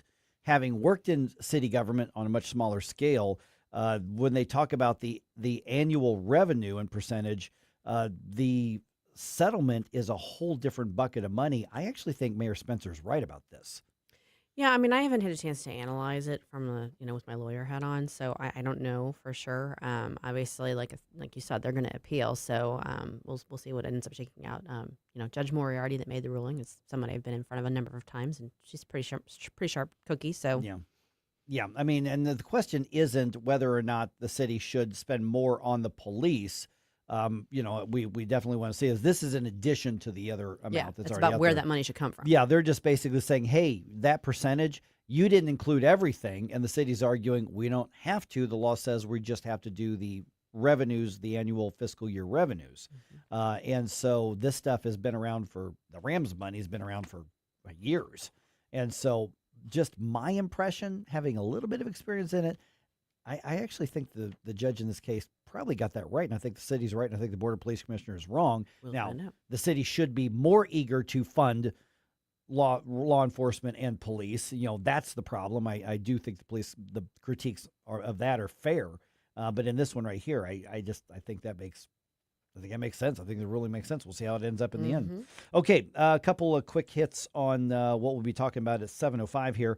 Los Angeles Mayor Karen Bass advances to the runoff election, but who she's going to face isn't confirmed because the vote totals have not been announced yet, but early returns indicate that Spencer Pratt is likely to be the other candidate. So at this point, it appears that socialist Nithya Raman will finish third. But again, those results have not been confirmed at this point, and there's a lot of votes that still haven't been cast or announced. Or formulated. Sorry, did I say that? In California's race for governor, Republican Steve Hilton has the most votes of all of the candidates, at least as of the latest reporting, which is not final by any means. Again, the partial results show a likely runoff between him and Democrat Javier Becerra. Congresswoman Katie Porter somehow managed to get over 4.5% of the vote in the results so far, placing her not last, a very, very distant fifth, but not last, despite the fact that she's a complete and utter lunatic. And just to be fair, Eric Swalwell received 18,600 votes so far. Wow. Yeah. I just got to think about that for a minute. Yeah. Man, okay. All right. We're soon going to have the remaining decisions from the U.S. Supreme Court for this term, and one case could set a precedent for protecting girls and women's sports. Michael Harrington has this story. The justices are expected to deliver rulings in more than 20 cases before going into recess in July. One of the most important has to do with transgenderism. The High Court will decide whether or not states have the right to bar males from competing in sports against females at the high school and collegiate levels. Last year, the justices delivered a landmark ruling in support of state laws that bar children from undergoing sex change operations. Michael Harrington reporting. And there are a variety of LGBT pride flags now flying at St. Louis County's Memorial Park, and that is an official government display. County Executive Sam Page ordered the display, and he gave remarks at the flag-raising ceremony there. It's a symbol of inclusion And we want to send a message to our LGBTQ plus community. And that message is, we see you, we hear you, we appreciate you, and we stand with you. That display is part of the county executive's official support for Pride Month, because of course he did. Of course. Yeah. All right, the shakeup continues at CBS. I'm going to get into this here in a little bit as well. Longtime 60 Minutes anchor and reporter Scott Pelley has been fired. The company says he was shown the door for cause, accusing Pelley of undermining the program's new management. Pelley has been with CBS since 1989, and he joined 60 Minutes in 2004 as a correspondent. He picked a fight, basically, is what happened. Oh, he absolutely did. And he did, I mean, like, he wanted to go out in a blaze of glory. I'm using that term loosely, and that's what he's doing. Yeah, so I think there's some bigger picture questions because the old guard mainstream media does not like the shakeup and the changes that are happening in the industry, and the market demands of them. They are righteously indignant about it. Yes. Not right, but righteous. Yes, exactly. Okay, the Cardinals lose their second game in a row to the Rangers. Final score at Busch Stadium last night was 7-4. Final game of that series is tonight at 6:45, so the Cardinals need a win to avoid that sweep. Andre Palante going to be on the mound to start this one. Here's what's going on. The Redbirds have actually dropped back to third place in the division. They are now 6.5 games behind the first place Brewers, and one loss would actually bump them down to fourth place in the division. It's still a close race. I mean, 6.5 at this stage, that's not much. June. It's going to be a very competitive year. Yep.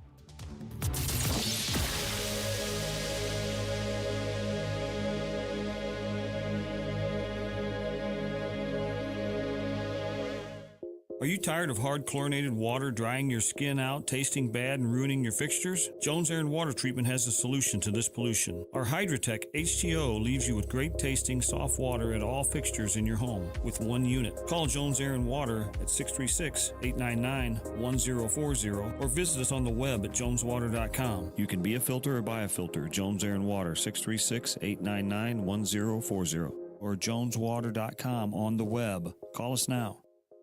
Hey, Colombo here for Intervine, a great local company that has customers all across the country due to the quality of their products. Intervine has the best flashlights, lanterns, headlamps, and even batteries, including the new Monster 2000 Lumen waterproof lantern and the Sentinel 2000 self-defense flashlight. Our home and vehicles are full of great Intervine products, and right now you can shop their website and get 25% off your entire purchase just by using my name, Tony, as your promo code. That's promo code Tony at Intervine.com. Got scrap metal, junk cars, or old appliances taking up space? Turn that clutter into cash. Since 1968, 21 Recycling and Scrap Metal has been the area's trusted name for recycling. We buy copper, brass, aluminum cans, scrap iron, wheels, catalytic converters, AC units, water heaters, washers, dryers, and yes, junk cars too. With our brand new truck scale on premises, getting paid is fast and easy. Old Highway 21 by Highway M or 21-recycling.com. KLGY HD3 Clayton, K270BW Bellefonte, KNBS Bowling Green. This is News Talk STL at 1019, 94.1, and always streaming at NewsTalkSTL.com. Breaking news this hour from Town Hall. Amrit Thomason. In California, it could be a Hilton-Becerra runoff. The two gubernatorial candidates running neck and neck as the vote counting goes on. Following yesterday's primary, Tom Steyer brings up the rear. Los Angeles Democratic Mayor Karen Bass will likely advance to the general election and will likely be challenged by Spencer Pratt, a registered Republican who is running as an independent. One of this year's most closely watched House midterms is in New Jersey. Democrat Rebecca Bennett will challenge incumbent Republican Congressman Tom Kean Jr. come November. Kuwait briefly shut down its main airport after Iranian drones heavily damaged a terminal building and left one person dead. The latest salvo in a series of back-and-forth attacks by Tehran and Washington that have strained the fragile ceasefire. Ukraine has sent a reminder of sorts to Russian President Putin. We're still here, and we're still a force to be reckoned with. Ukrainian President Volodymyr Zelensky says on social media that long-range drones flew more than 600 miles to hit an oil terminal in St. Petersburg, setting it ablaze. Clouds of black smoke rose over the city's port after the attack. Russian authorities said only that the Ukrainian drone strike targeted the city's infrastructure without providing further details. Although the city airport briefly suspended flights overnight because of the attack, authorities also cut off mobile internet services. Putin said to speak on Friday at an economic forum in St. Petersburg that the Kremlin views as a prestige event, although major Western investors and officials will stay away. I'm Charles Tillman. The Trump administration plans tariffs of 10% or more on some major trading partners following an investigation. It focused on forced labor. Watching Wall Street this morning, the Dow futures down 117 points. More on these stories at townhall.com. The Federal Reserve has just announced a change in leadership, and that could have a profound impact on the value of your retirement. That's why now, more than ever, you need Advantage Gold, the #1 precious metals company in America. Call Advantage Gold right now at 800-900-8000 and get your free gold and silver investor guide, a $49 value, plus a free copy of Ken Rogoff's latest book, Our Dollar, Your Problem, giving you powerful insight into the future of money, markets, and global currency trends. Our specialists can help you open a new account or transfer funds from an existing IRA, tax and penalty free. Markets are unpredictable and they can turn fast, but precious metals are a safe haven asset that stand the test of time and volatile market conditions. The question isn't if the next shift is coming, it's when. Are you positioned? Don't miss this opportunity. Call Advantage Gold now at 800-900-8000. Results may vary. Consult your financial advisor before investing. Call 800-900-8000. That's 800-900-8000. From the News Talk STL Weather Center. Low humidity continues to be the star of the show when it comes to the forecast. Loads of sunshine today, up to about 83 degrees this afternoon. Warm in the sunshine, very pleasant in the shade. Mostly clear skies tonight, down to about 63 for the low early Thursday morning. Warmer Thursday at 87 in the afternoon, but the humidity remains low. Let's be ready for a few spotty showers Friday afternoon and evening with scattered storms this weekend. From the First Alert 4 Weather Center, I'm meteorologist Matt Chambers. This hour of News Talk STL brought to you by Window World of St. Louis. For replacement windows, doors, and siding, call 800-GET-WINDOWS. That's 800-GET-WINDOWS. Is diabetes keeping you from enjoying life's special moments? At U.S. Med, we understand the challenges you face, and we're here to help. With U.S. Med, I can finally manage my diabetes without it managing me. U.S. Med offers a wide range of services to simplify your diabetes care. Personalized care plans, convenient access to cutting-edge diabetes tech, and knowledgeable support. Plus, we'll check your insurance so your diabetes care may be covered at little or no cost to you. With U.S. Med, I feel confident and control of my diabetes. I can finally live my life to the fullest. Don't let diabetes hold you back. Choose U.S. Med and experience better birthdays, better adventures, better anniversaries, and better everything. Call now. U.S. Med. Better service, better care. 800-515-2380. 800-515-2380. 800-515-2380. That's 800-515-2380. Mike Ferguson. What is that private pile? Sir, jelly donut, sir. A jelly donut? Susie Moore. Mama don't like tattletales. Get up, St. Louis. So it's time to get out of bed. Pour yourself the greatest cup of Kofifi the world has ever seen. Rise up with one voice, drain the swamp, and take back our country. Today's the day we're going to do it, and it's time to do it right now, believe me. Mike Ferguson in the morning on News Talk STL. All right, let's talk big picture here. All right. What do the results, at least what we know of the results, from last night's elections, we're talking about around the country, California and other places as well, what does that tell us about where the parties are, but more importantly, where the country may be headed as well? Yeah, let's do that. All right, that's Susie. Got Jerome here. My name is Mike. We're now joined by John Tillman, our friend from the American Culture Project. And John, these are the days that political wonks like us and news junkies like us, we love to read into these things. But right now, we just seems like we're in such a unique crossroads in the country that every step of the political process tells us something. Now, I don't know if you can take what happened in, say, South Dakota and then California and draw one conclusion from those, but are you seeing any sort of messaging or trends that we should be paying attention to right now? Yeah, I think we're seeing a continuation of the generational restructuring of the American electorate, and both sides are fighting it out vigorously, and it is unclear who is going to prevail.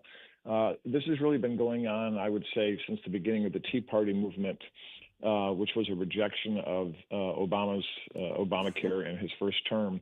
And you've had these what I call blunt force instruments of accountability elections ever since. It's 2010, the big wave post Tea Party. Then you had 2016 with Trump. You had 2018, which was mixed, Republicans as well in the Senate and the governorships, but lost the House. You had 2020, kind of a toss-up race. But then in 2022 and 2024, the Republicans did well. So what we have is a battle for the future of the country, and is the progressive socialist model that is now dominating Democrat politics going to prevail, or is the anti-establishment MAGA Republicans going to prevail? And I think the primary showed that. Good morning, John. You've kind of touched on this, but I feel like one of the biggest aspects of all of this is that we're not seeing the same sides we're used to seeing. There's a total realignment going on. So what used to mean red and blue means something totally different now. And I think it's kind of hard for people to get their footing in that. Yeah, for example, you have President Trump endorsing the United States owning part of Intel, and then you have Bernie Sanders introducing a bill to have the United States own 50% of all AI companies, so that the quote unquote the people can benefit from the trillions in wealth that will be created. So the danger when both sides are using the government to achieve these goals, as opposed to the tradition of the Republican side being really focused on limited government and a constitutional government, you really have very different dynamics. And that's one of the things that I think is there's going to be an ongoing battle post-Trump for the future of the right. Will it be a continuation of a very activist government, or will it evolve into a anti-establishment but limited government focused party? Didn't we used to have a term for the government owning the means of production?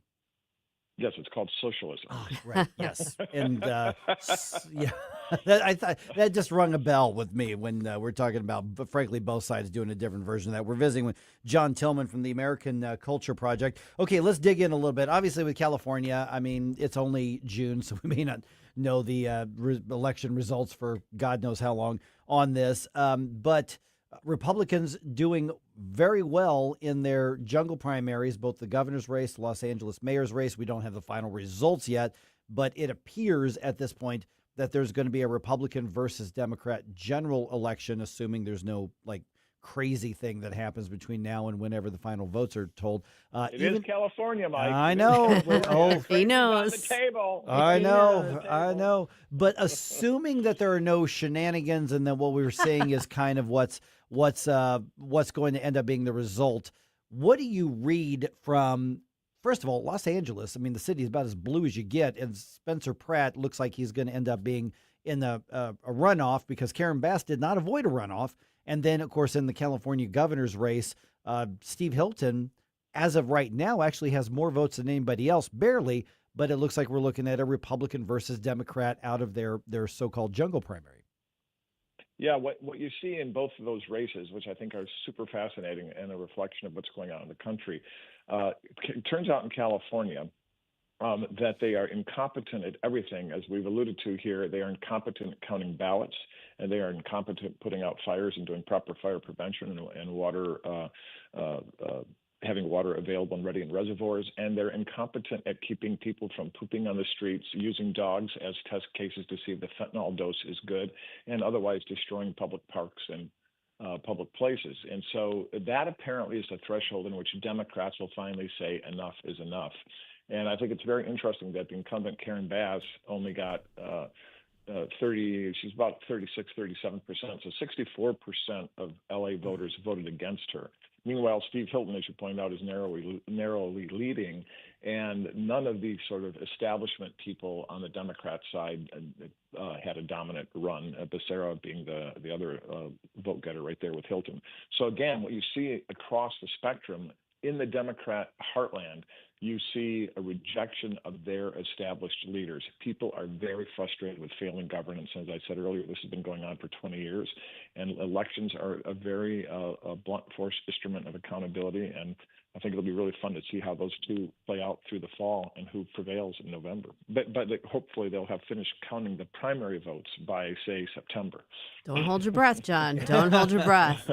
Now, on the opposite end of the country, in New Jersey, we have a kind of different sort of story unfolding that also has to do with culture wars and such, like with Adam Hamawe winning the primary for New Jersey. I think it's the 12th district there. And he's the guy who has known connections to the Blind Sheik and an al-Qaeda-related group, and yet he has won his primary. We're seeing kind of an uptick in candidates that are, well, beyond non-traditional in terms of not only their backgrounds, but just what they stand for. What do you think that's presaging? It's amazing. Also in New Jersey, in the 7th, the Democrats, I'm blanking on the name right now, but they nominated a woman helicopter pilot, and that shows better judgment than what you just referred to in the 12th. Mm-hmm. And I think what the 12th reflects, and what's going on in the Senate primary race in Michigan is another good example where these radical Islamic-aligned candidates are prevailing in Democrat primaries. Tells us an awful lot about the strategy of Muslim immigration to go from being immigrants to now gaining ever-expanding political power. And they have chosen to align themselves with the Democrat Party. And for the most part, the Democrat Party has chosen to align with them.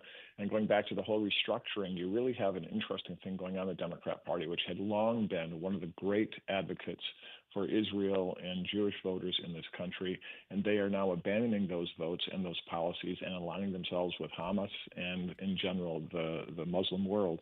It's a real scary thing when you think about what has happened in many parts of the world where there's radical Islam has taken. There's some areas of moderation, but the radical Islamic ideology, is a death cult, and it's wild to think that one of the great two parties in the history of this country is now nominating people to run for Congress. It's wild.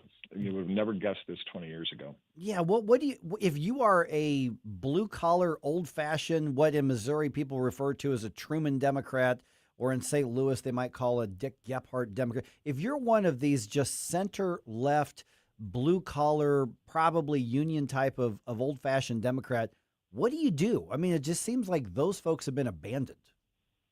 Well, I think they feel abandoned, and I think that's why the ones who do get engaged are voting for people who are rejecting these moves. The restructuring conversation. This is why the Republicans actually have an opportunity if they could be smart enough to take advantage of it. But so far, they've not really demonstrated. I was going to say Republicans being smart enough to take their. Yeah, we'll see what. Have you works. met us? Yeah. Yes. It's a sad case. It is. Bless our hearts. We try hard, though, don't we? We sure do. I always say the Democrats circle the wagons and the Republicans circle the firing squad. That's the way that is right. And my other line is that when Democrats win elections, no matter how small the majority, they can't wait to implement their agenda. When Republicans win majorities, no matter how large, they can't wait to equivocate under their agenda, and then they wonder why their voters are mad at them. Bingo. One of the features of elections these days kind of comes down to, did Trump endorse or did he not endorse? And obviously, I mean, the impact of Donald Trump's ascendancy and leadership is going to be felt for years to come, both in the Republican Party and in the United States as a whole. But we're seeing kind of mixed results. I mean, he's had some really big wins in terms of endorsed candidates. And then he's had, for instance, like the Iowa governor's primary, a few losses here and there. And I feel like, well, what do you think? Do you think people should, how much do you think people should read into the Trump endorsement factor? No endorser and no politician is ever going to have a perfect batting record. So I think Trump still remains the dominant force, and an endorsement matters greatly. Iowa was somewhat unique in that Zach Land, as you point out, defeated Trump's endorsed Representative Randy Fenstra. And I think it goes back to the point we've been making, which is Land is an outsider. He's a Maha-aligned, it's kind of Maha versus MAGA, a Maha-aligned businessman, whereas Fenstra is an insider. He's been in Congress and is perceived to be such. And the endorsement came late. So I think it's a reflection of the Iowa primary voters on the Republican side want an outsider. And that is actually, in some ways, even though Trump endorsed Fenstra, an endorsement of the outsider that Trump is. All right, John Tillman, American Culture Project. We didn't even get time. I think we mentioned the book last time you were on, but you got the still fairly new book out right now. Give me the quick synopsis of that, and I'm sure we can find that, Amazon, your website, places like that? Amazon, Barnes & Noble, everywhere books are sold. It's called The Political Vice and How the Radical Left has Taken Over America and What We Need to Do to Take It Back. And it explains a lot of what we just got done talking about. How come Republicans move left once in office? How come Democrats move further left once in office? Why it's rare for someone to move to the right? It's because of pressure in media and all the NGOs you've been reading and hearing about, and how they're all organized. And the left plays politics 24/7, 365. Unfortunately, too much of the Republican infrastructure waits for election season when this is a 24/7, 365 game. Hey, John, good talk to you again. Thanks so much. Thank you. Thanks, John. All right, one of the longest tenured reporters on network TV gets the boot. So far, conservatives are not crying about that. Let's talk about the saga of Scott Pelley and the bigger picture of how the news business is being shaken up right now. Don't try to make me stop. No inspiration. You have a soul so dark it is no more. And all at once. Mike Ferguson in the morning. I like it, but they're going a little overboard with the dancing. On News Talk STL. I have had enough of this. Turn my eyes to your indifference.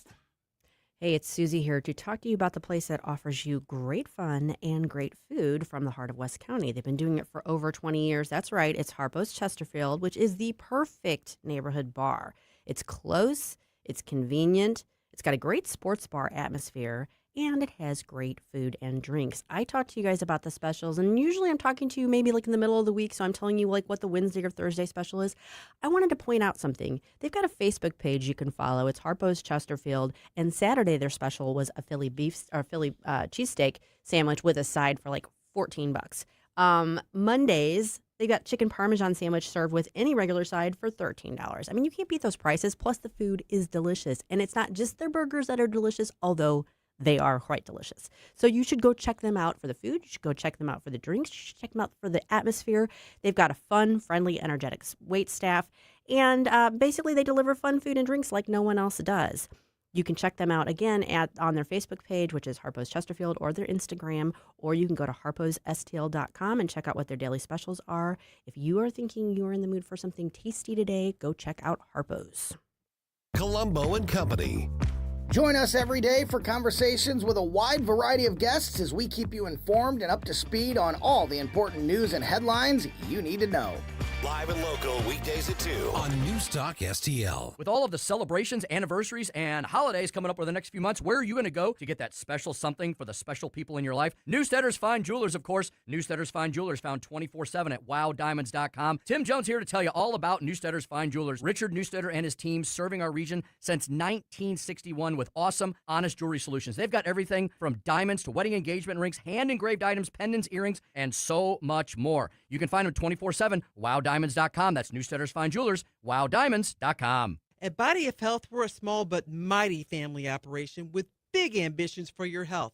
I'm Helene Tobler, and I'm jazzed about how our MRI-grade body composition analyzer is putting personalized health and wellness on steroids. It helps me and Dr. Tobler, that's my husband, refine the advice we give to help you feel better and live longer. Body of Health, trusted, discerning, affordable health care the way it ought to be. Learn more at bodyofhealth.com. That's bodyofhealth.com. Spring has sprung at Daniel's Farming Greenhouses on Joggerman and St. Peters. Discover our breathtaking 55,000 square feet of greenhouses featuring 8,000 hanging baskets, hundreds of perennials, and 100,000 pods of colorful annuals. From vegetable plants to premium grass seed, mulch to herbs, our knowledgeable staff is ready to answer all your questions. Start spring off right with pansies, potted tulips, and everything your garden craves. Daniel's Farming Greenhouses. Visit us today on Juggerman or online at danielsfarmandgreenhouses.com. News Talk STL. Always streaming on your smart speaker, our mobile app, or newstalkstl.com.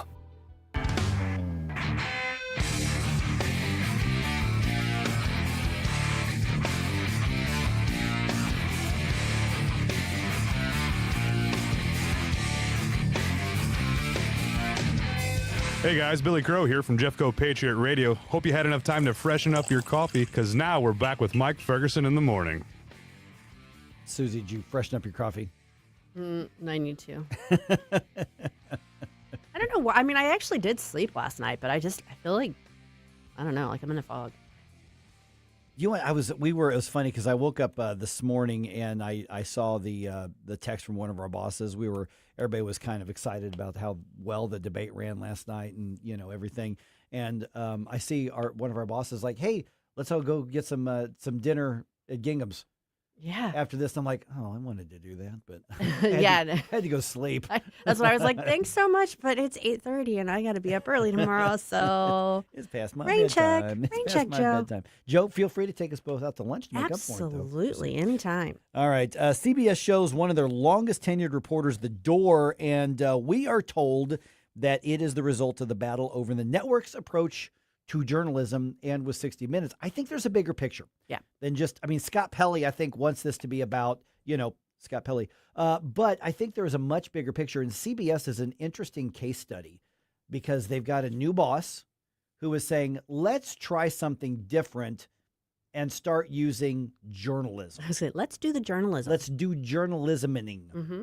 And there's a lot of folks at CBS are really angry about that because they want to remain the left-wing activist group. Yes. Yeah.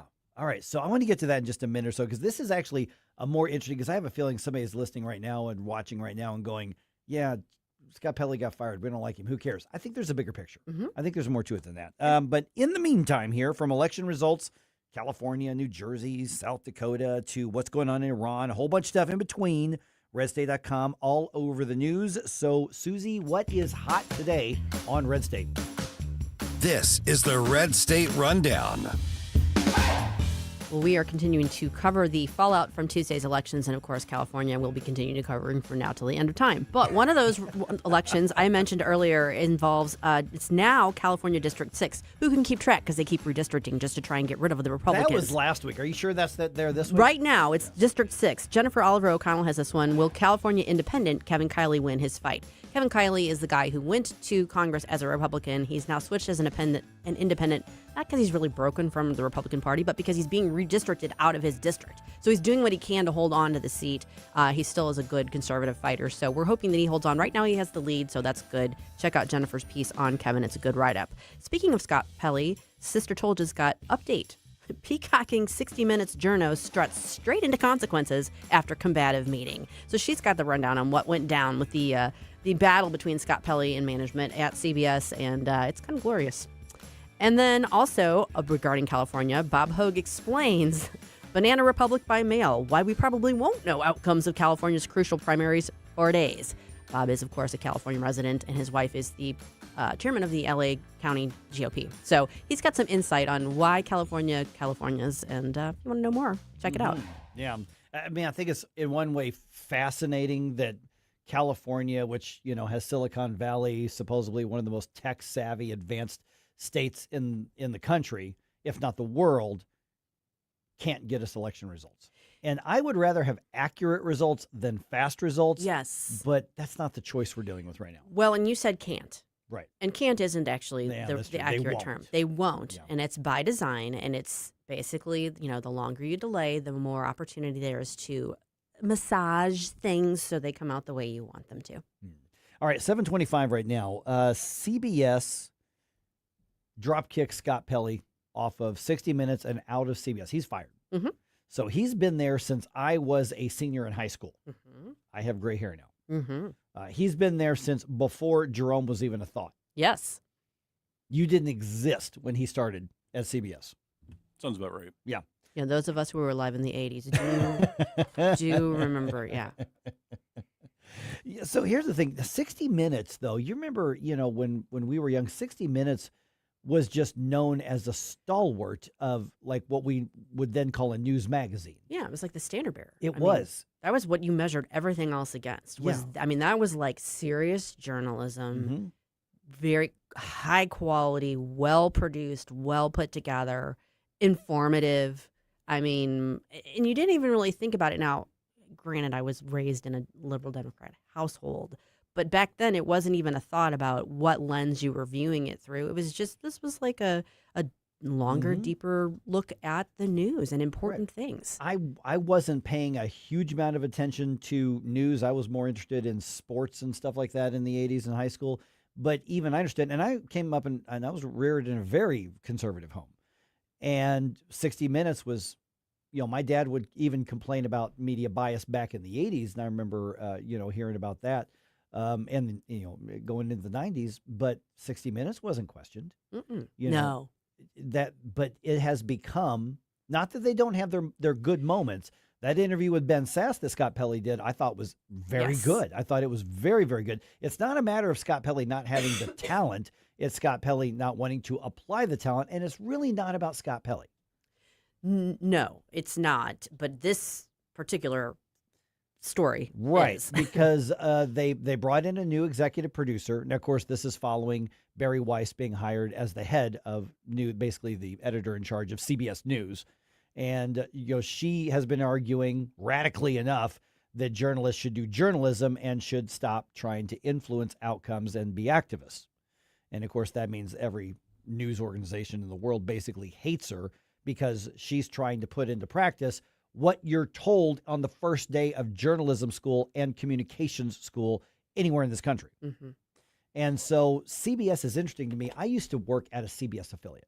Okay. Over the course of my career, I've worked at an NBC affiliate, an ABC affiliate, a CBS affiliate, and a Fox affiliate. All right. And now a Fox/Newsmax affiliate with us. Renaissance man. Yeah, pseudo affiliate at least.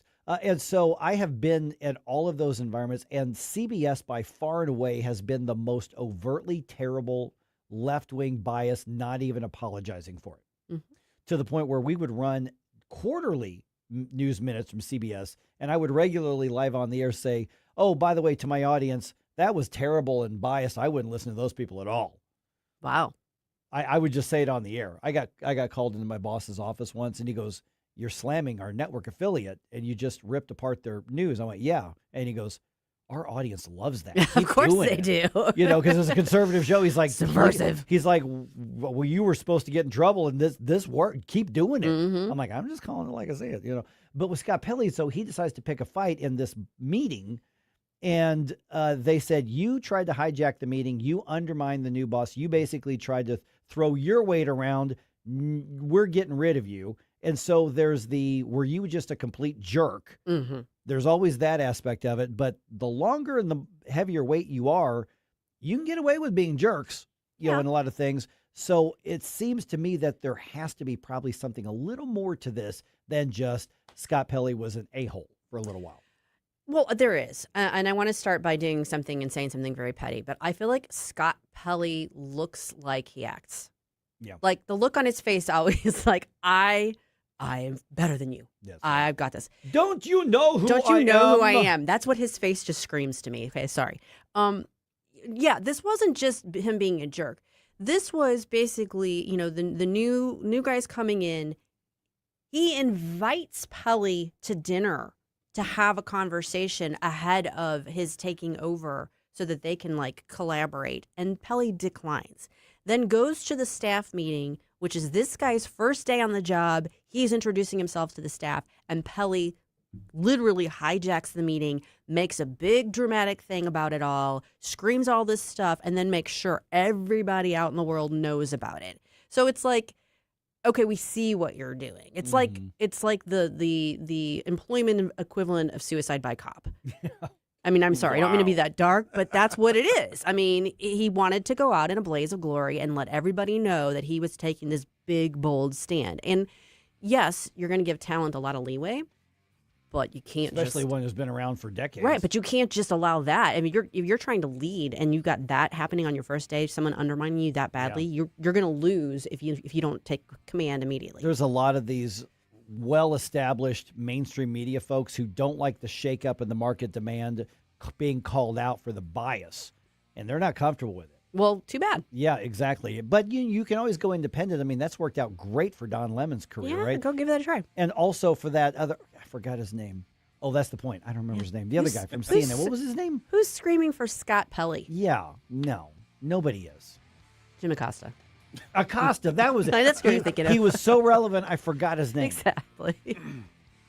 Well, it's not irrelevant. In fact, this is actually the buzz of the town right now, is that the region is still talking about the debate. Who do you think did the best? Let us know, and we will assess the candidates and their answers coming up here at 7:35.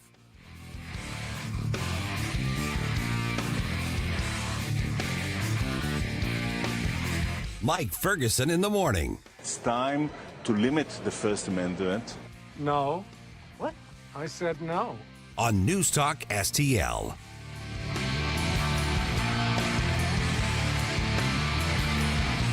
From the NewsTalk STL Weather Center. Low humidity continues to be the star of the show when it comes to the forecast. Loads of sunshine today, up to about 83 degrees this afternoon. Warm in the sunshine, very pleasant in the shade. Mostly clear skies tonight, down to about 63 for the low early Thursday morning. Warmer Thursday at 87 in the afternoon, but the humidity remains low. Let's be ready for a few spotty showers Friday afternoon and evening with scattered storms this weekend. From the First Alert 4 Weather Center, I'm meteorologist Matt Chambers. Dude, this house is perfect. Crumbs everywhere, sticky counters. I've already texted the colony. Sweet, I'll bring my 500 cousins. This'll be the biggest ant rager of the summer. Let's party!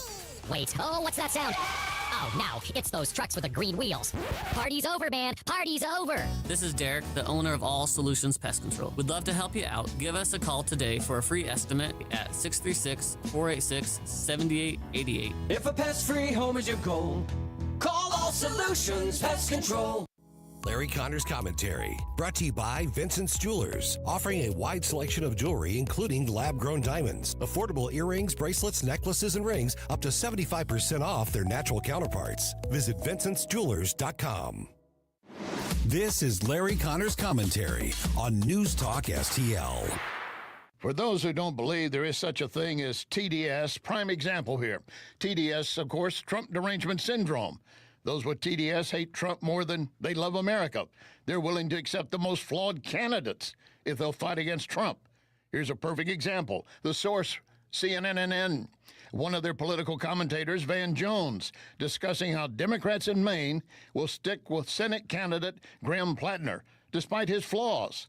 This guy just recently tried to cover up a Nazi tattoo he's had for years. He's denigrated what you think Democrats would want protected. Minority groups, slamming gays, claiming all blacks are bad tempers.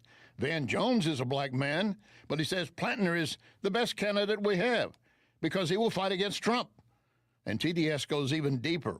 Van Jones says there used to be a time when character mattered, but he had to admit that Bill Clinton failed that test, and Democrats still loved him. Van Jones says Plattner will get votes because so many hate Trump, despite Plattner's failings. And to put the cherry on top of TDS, Van Jones says Trump is responsible for Democrats accepting lower standards. Yep, that's TDS. Get more Larry Connors on Larry Connors USA. Tonight at 6 on News Talk STL. Hi, it's Ken Williams, and my favorite Capriati sandwich is the Capistrami. You've got hot pastrami, melty Swiss cheese, crunchy coleslaw, and zesty Russian dressing. What else do you need? I love Capriati's, and you will too. On Manchester at McKnight and Rock Hill, and now in Creve Coeur on Olive, just 1 mile west of 270. Yo, this is Vic. Vic for Vets is proudly honoring our veterans. Every Wednesday at 11:05, you'll hear about that day's honoree and their incredible service to our country. Hi, it's Ken. You want to nominate a veteran? Send their name, service information, and story to me, Ken, at NewsTalkSTL.com. Brought to you by Heroes Care, Alamo Military Collectibles, Gemini Wealth Group, Michael's Funeral Home, and Freddie's Market. Together, let's celebrate the heroes in our community. Vic for Vets, where honor meets gratitude. This is Mark Harder with RE/MAX Results, the #1 RE/MAX franchise in the region. As a licensed real estate broker with RE/MAX Results for over 20 years, I've seen the ups and downs of many real estate markets, including the one we're in right now. With the spring market in full swing, now is the time to leap into the buying or selling of your home. Someday is not a day. Today is the day to make your move. Call me at 314-852-8933 or email me at markhardersells@gmail.com. Looking for a hardware store that treats you like family? Welcome to True Value Schneider's Hardware, your local gem in Old Town St. Peters. For over 100 years, we're proudly serve you St. Charles County, providing everything from lawn and garden supplies to plumbing and electrical. Need a bolt or fastener? We've got you covered. And don't forget, we're a steel dealership. Whether you need sales, parts, or service, ask for Charlie or Jerry when you come in. We're here to help. Call 636-278-4461 or visit us online at truevalue.com/Schneiders. The news and talk. I'm optimistic that during the summer we will see gas with a 3 in front of it sooner rather than later. That matters to St. Louis. The energy prices, while painful, are not going to be around forever. This is 101.9 and 94.1 News Talk STL.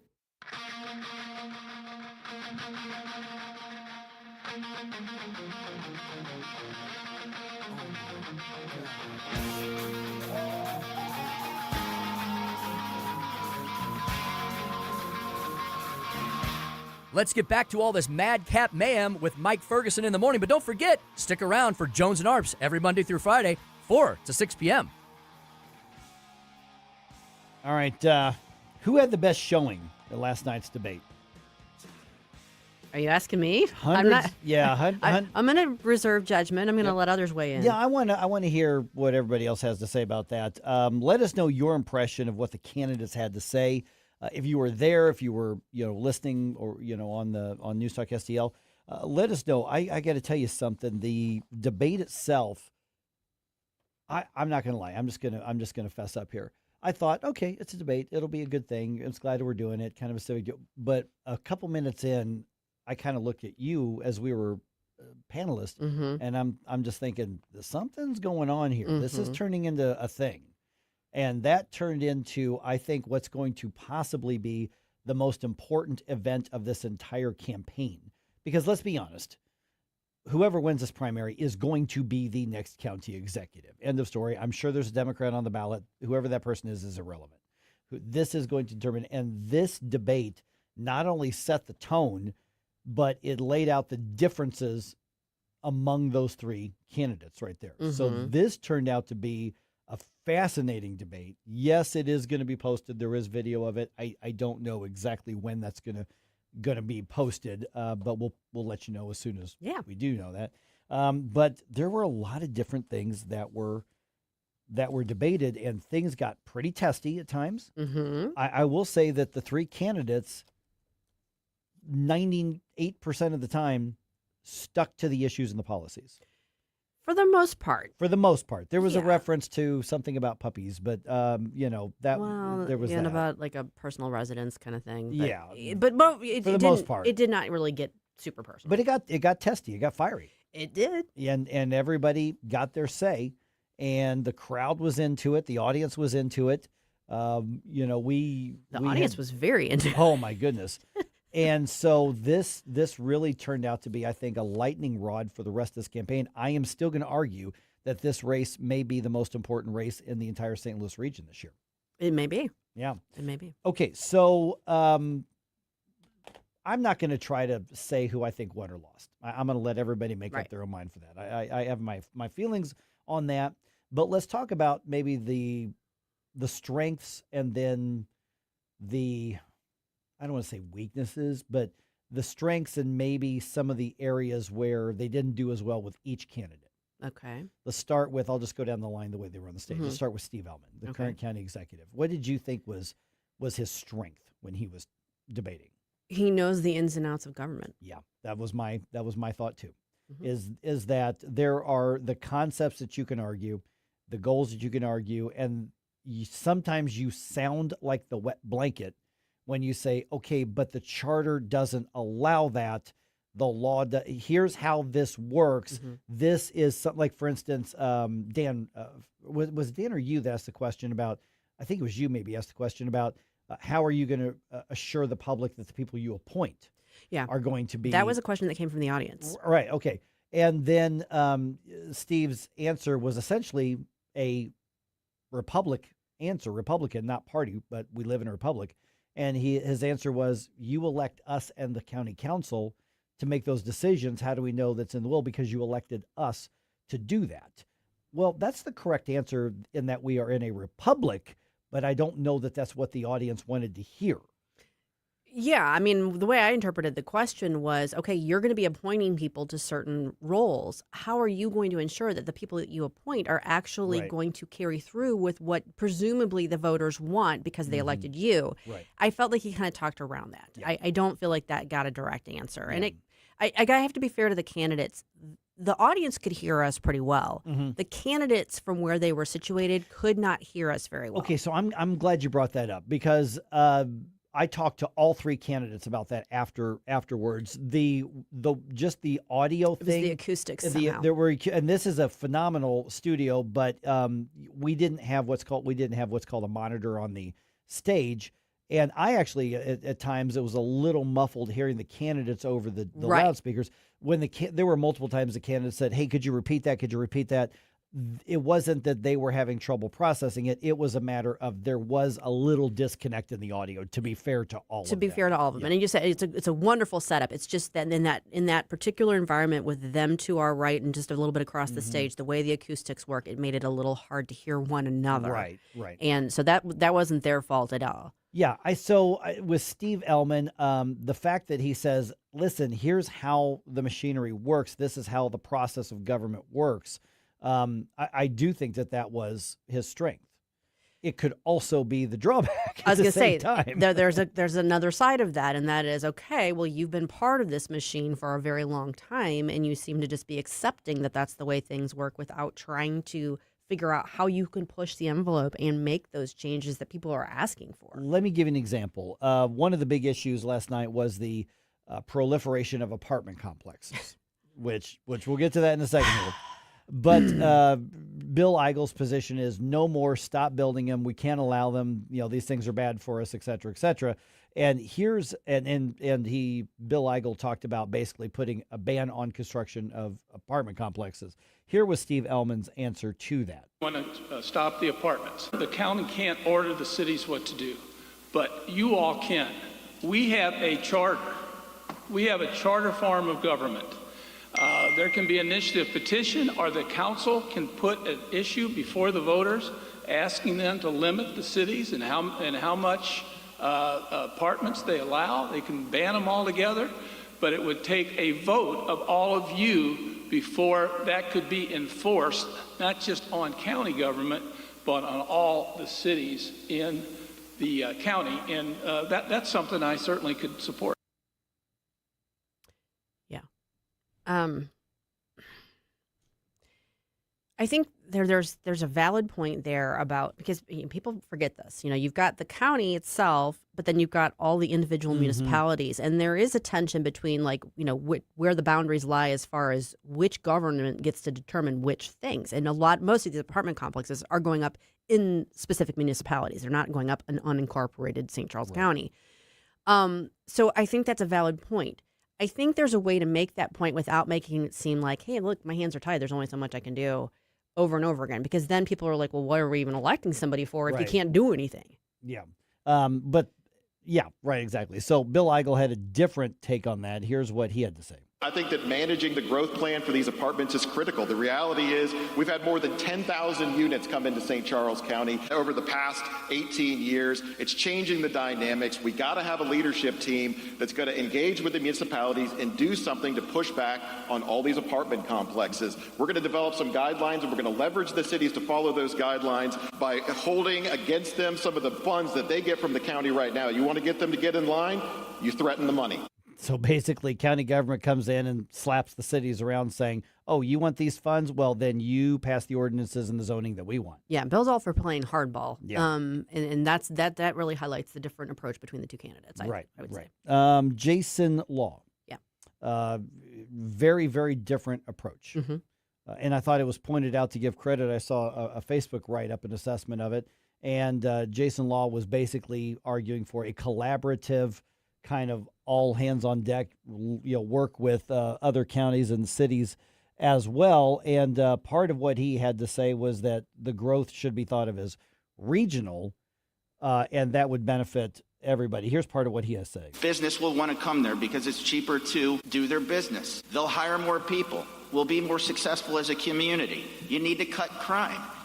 We've seen it. I think we're starting to get complacent on it, politicians especially, where they think we don't need to invest in crime. Well, look at St. Louis City. Look at all the businesses flourishing. Look at all the top law firms leaving. Look at everything's leaving St. Louis City. We need to get together to cut crime, work together as a region to bring outside businesses back to our region, back to the whole region, because this area, St. Louis County, St. Charles County, Jefferson County, we're the engine of the entire state. We produce about 40% of the state's entire revenue. If we continue to fail, the entire state's going to fail. We need to get our act together and put in the right policies in place to bring in business.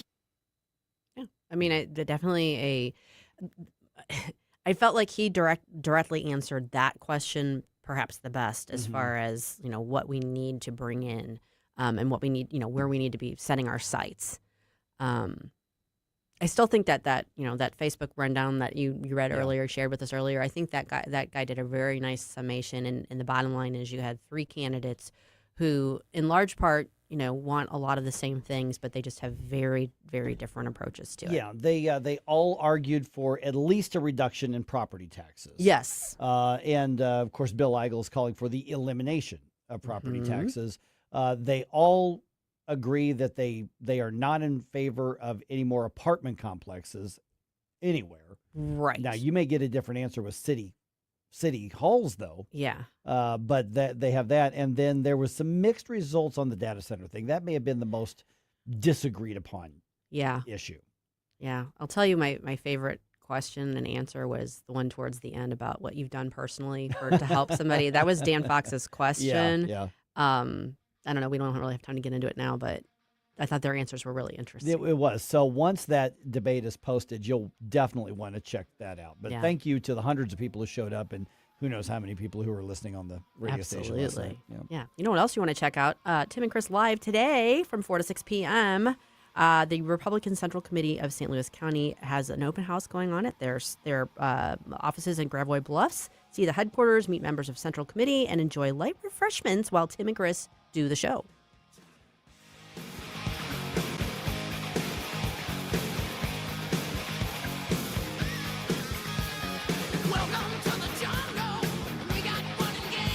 Mike Ferguson in the morning. He picked the wrong schoolyard to come into, I have to tell you this. On News Talk STL.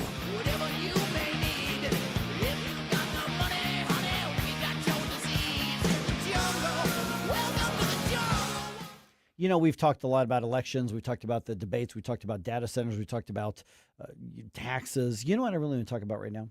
I want to talk about donuts. Mike Ferguson here for Mario's Donut Restaurant on Mugie Road. I am telling you there is a difference. Usually about once a week, and a lot of times it's on Wednesdays. We have Mario's Donut Day here at the radio station, and I'm telling you there is a difference.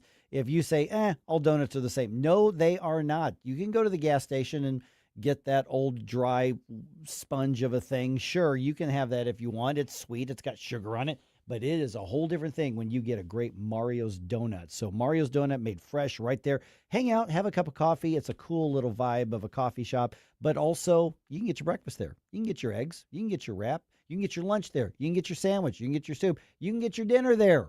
You can get your tiramisu dessert. Just go to mariosdonutrestaurant.com. Look at the entire menu. They have got you covered, and it's right here in St. Louis. So check them out on Mugi Road. Just put in Mario's Donut in your maps. It'll take you right there.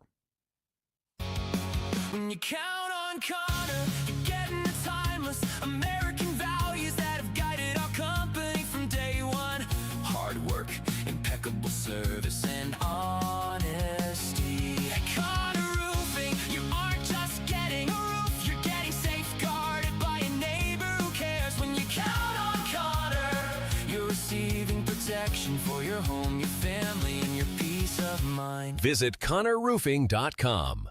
Every 40 seconds, a child disappears.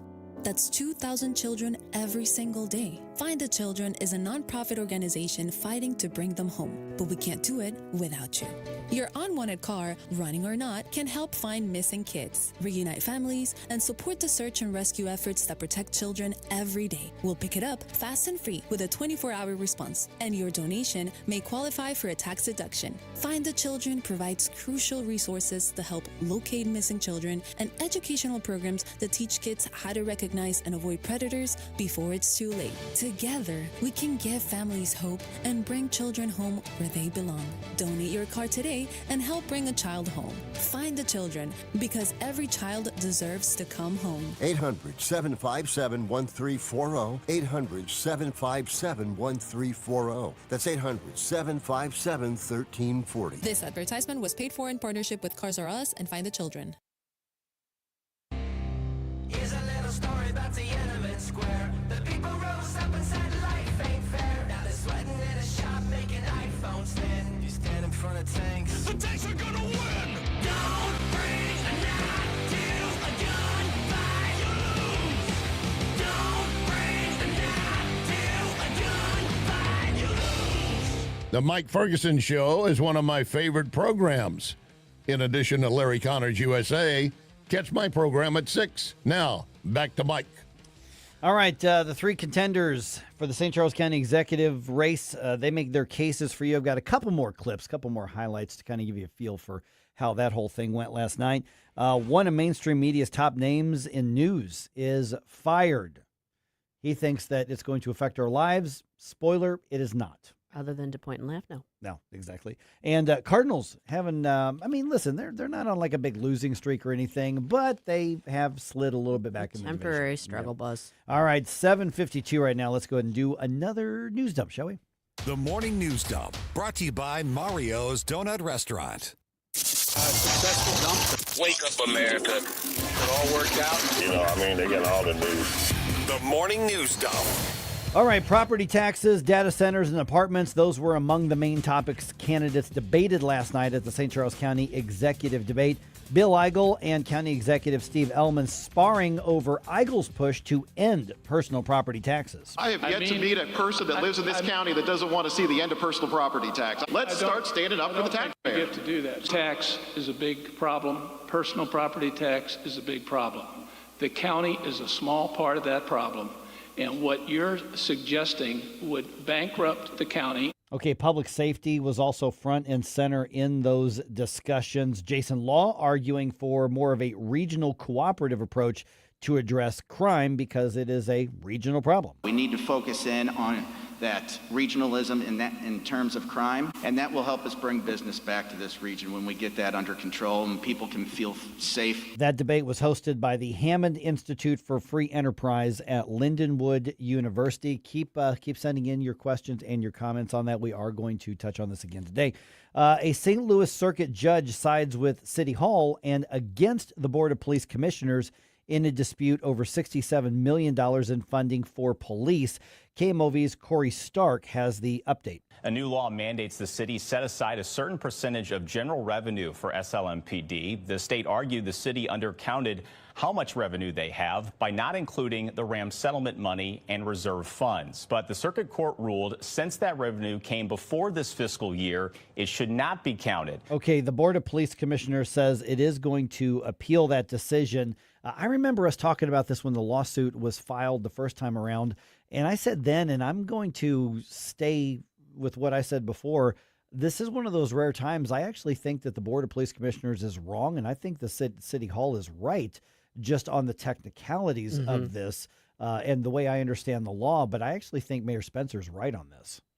Yeah, and I think it has just to do with like the source of the funding and the timing of things, not whether or not they are due or they should be better funded. Yeah, it's. I mean, if you want to do an equivocation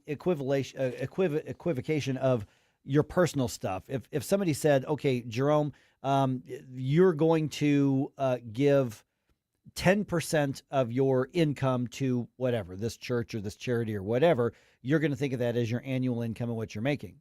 You're not going to think of that as, okay, go dig out 10% of all of your savings accounts and your investments and whatever, crypto you have. You're thinking of the actual income. And that's essentially what you have right here, is that the law says a certain percentage of the annual revenues have to go towards law enforcement. And the Florida Police Commissioner says, oh, no, you need to count those Rams funding that has been in the settlement for years and years and years, and you need to count everything that's in the reserves as well, and the same percentage of that. I don't think that's right. No, I don't like the Ram settlement money going towards this. It needs to go towards like our pipes and our roads and stuff. Well, I agree with that too. Yeah, so I think that's what's at issue, not whether or not the city should fund police to a higher level. That's not an issue. Yeah. I just think it sounds to me like the judge got this one right. Without having looked at it closely, that's my surface level assessment too. Yep. All right. Let's see here. We are soon going to have some remaining decisions from the U.S. Supreme Court for this term. Pretty quick. They've got just to the end of the month. The end of the month to do that. Yeah. One of those cases could set a precedent for protecting girls and women's sports. Michael Harrington's got the story. The justices are expected to deliver rulings in more than 20 cases before going into recess in July. One of the most important has to do with transgenderism. The High Court will decide whether or not states have the right to bar males from competing in sports against females at the high school and collegiate levels. Last year, the justices delivered a landmark ruling in support of state laws that bar children from undergoing sex change operations. Michael Harrington reporting. All right. And, of course, this is one of those where Susie gets really, really dialed in and excited when she finds out it's a hand-down day from the Supreme Court. Probably tomorrow, yeah. Yeah, no, these guys know. They come in and I'm like, shh. I'm paying attention to SCOTUS blog. She has shushed us a number of times. I have. Yeah. It happens. It's true. It's a sight to behold.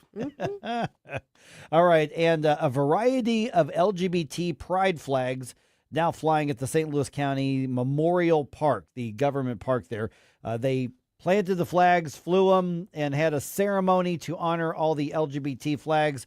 Executive Sam Page spoke at the display because he ordered the display because, of course, he did. It's a symbol of inclusion, and we want to send a message to our LGBTQ plus community, and that message is, we see you, we hear you, we appreciate you, and we stand with you. The display is part of the county executives and therefore the county government's official support and promotion of Pride Month. Yeah.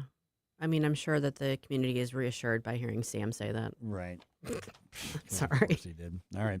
The shakeup continues at CBS. Longtime 60 Minutes anchor and reporter Scott Pelley has been fired. The company says he was shown the door for cause, accusing Pelley of undermining the program's new management. Pelley's been with CBS since 1989. He joined 60 Minutes in 2004 as a correspondent. Cardinals lose their second game in a row to the Rangers. Final score at Busch Stadium was 7-4. Final game of that series is tonight at 6:45 with Andre Palante on the mound for this one. Redbirds have now dropped back to third place in the division. They are 6.5 games behind the first place Brewers.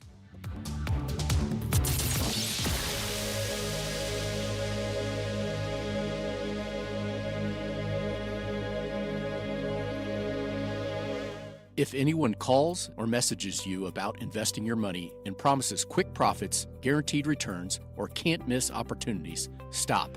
Don't fall for the call. I'm Denny Hoskins, Missouri Secretary of State. Our office regulates investing and works to protect investors. Call the Missouri Securities Hotline at 800-721-7996 or visit MissouriProtectsInvestors.com. Paid for by the Missouri Investor Education and Protection Fund. This is a public service announcement. Is your retirement income at risk if you or your spouse needs nursing home or in-home care? Hi, I'm Eric Robert, Director of Investments with the ClearPath Wealth Management Group at Stifel and host of On the Money, Saturday mornings at 9 on NewsTalkSTL 1019. The cost of long-term care is one of the biggest risks in retirement planning. For many retirees, a single nursing home stay can cause a significant reduction in assets that can permanently reduce your retirement income. Fortunately, there are affordable and flexible options available today that can help you manage the cost of long-term care. Our team can help you address the risks relevant to your retirement, including long-term care. To schedule your free retirement plan consultation, go to clearpathinvesting.com. That's clearpathinvesting.com, or call us at 636-695-2650. That's clearpathinvesting.com or 636-695-2650. Stifel Nicholas and Company Incorporated, member SIPC and NYSE. KLGY HD3 Clayton, K270BW Belfast, KNBS Bowling Green. This is News Talk STL at 1019, 94.1, and always streaming at NewsTalkSTL.com. Breaking news this hour from Town Hall. I'm Rich Thomason. As the vote counting continues following the California primary, Republican gubernatorial candidate Steve Hilton leads the field ahead of the November election. To every single person who's voted for me, we're not there yet, but it's looking good. Right behind Hilton is Democrat Javier Becerra. Tonight, the people of the great state of California, in the greatest nation on earth, have spoken. Loudly and proudly. Tom Sire in third place so far as the vote tally continues. Incumbent Los Angeles Mayor Karen Bass is headed to the runoff in November. Her likely challenger, Republican independent Spencer Pratt. The U.S. Iran ceasefire challenged yet again. U.S. Central Command says Iran fired missiles at Kuwait and Bahrain but failed to hit their targets. Iran's paramilitary Revolutionary Guard says it targeted the headquarters of the U.S. Navy's Fifth Fleet in Bahrain. Retaliation, it says, for the U.S. firing a missile into the engine room of another oil tanker trying to reach Iran despite the U.S. blockade. Central Command says it responded with strikes on an Iranian military ground control station on Qashem Island in the Strait of Hormuz. It all comes after Iranian news agencies reported Tehran had stopped communicating with mediators about a ceasefire. President Trump maintains talks have not ceased. I'm Ben Thomas. No resolution yet of a hostage standoff, Bakersfield, California. A man who claims to have a bomb is holed up in a Chase Bank building and has been talking with police. On Wall Street, the Dow futures down 207 points. NASDAQ futures 13 points higher. More on these stories at townhall.com. Hey, John, why so glum? I just got let go. The company's downsizing. This is the third time in the last 2 years. I'm done with this. Have you thought about My Computer Career? I've heard they can train you for a career in IT in just a few months, including cybersecurity and the basics of AI, and you don't need prior training or experience. Now that's a recession-resistant career. Wow, thanks. I'll check them out. Go to mycomputercareer.edu and take the free career evaluation. mycomputercareer.edu, an Elite CompTIA certification partner. Financial aid is available to those who qualify, including VA benefits. On top of home and auto, Progressive protects your boat, RV, and motorcycle so you can explore the unknown. Actually, we just take the RV to the same campground every year. Well, maybe you can catch your own dinner on your boat. Oh, we can actually get pizza delivered there from this brick oven place we love. Will you at least try a new topping? Honestly, probably not. We kind of have a go-to order. Fine. Just bundle home or auto insurance with your outdoor vehicles with Progressive and stay protected when you go, I guess, where you've gone before. Progressive Casualty Insurance Company and affiliates. Not available in all. From the News Talk STL Weather Center. Low humidity continues to be the star of the show when it comes to the forecast. Loads of sunshine today, up to about 83 degrees this afternoon. Warm in the sunshine, very pleasant in the shade. Mostly clear skies tonight, down to about 63 for the low early Thursday morning. Warmer Thursday at 87 in the afternoon, but the humidity remains low. Let's be ready for a few spotty showers Friday afternoon and evening with scattered storms this weekend. From the First Alert 4 Weather Center, I'm meteorologist Matt Chambers. This hour of News Talk STL is brought to you by Stifel, serving investors for over 130 years. Contact your Stifel financial advisor at stifel.com. That's STIFEL.com. Hi, I'm Dr. Alan Link, owner of the Dental Link. You've heard ads about teeth in a day, but did you know that you will be chewing on plastic, acrylic teeth? Here at the Dental Link, we can give you porcelain crown and bridge teeth utilizing mini dental implants that function much more like real teeth at about half the cost. Plus, mini dental implants are less invasive, less painful, and your recovery time is much shorter. Give us a call at 314-794-6464 or simply visit us today at thedentallink.com. Tim Jones here to introduce you to your new favorite roofing company, Corel Roofing. There were 4 major storms last year. Did your roof take a hit? Do you even know? Most homeowner insurance policies require claims to be filed within 1 year, so time's running out for a closer look. At Corel Roofing Company, you get a local roofing specialist who will advocate for you every step of the way. Give yourself peace of mind. Schedule your roof inspection today with Corel Roofing at CorelRoofingCo.com. That's CorelRoofingCo.com. The Vic Porcelli Show. You know, let's talk some military strategy with a guy who knows what he's talking about. The one and only Paul Kurtman. Oh, yeah, and we'll play the be or not to be with him Wednesday at 9:25. Weekday mornings at 9 on News Talk STL. Mike Ferguson. Shut this sucker down. Susie Moore. I disagree on his assessment of the situation. Get up, can't you hear the alarm? Get up, St. Louis. You're not supposed to lie, but you're definitely not supposed to lie when you're under oath. Mike Ferguson in the morning on News Talk STL. All right, we're big on helping veterans around here. Oh, yeah. Right here in these parts. So you can run, you can watch, you can cheer the runners on, and it's all to help out our veterans and their families because it's such a unique service that's being done by our friends at the Freedom 13.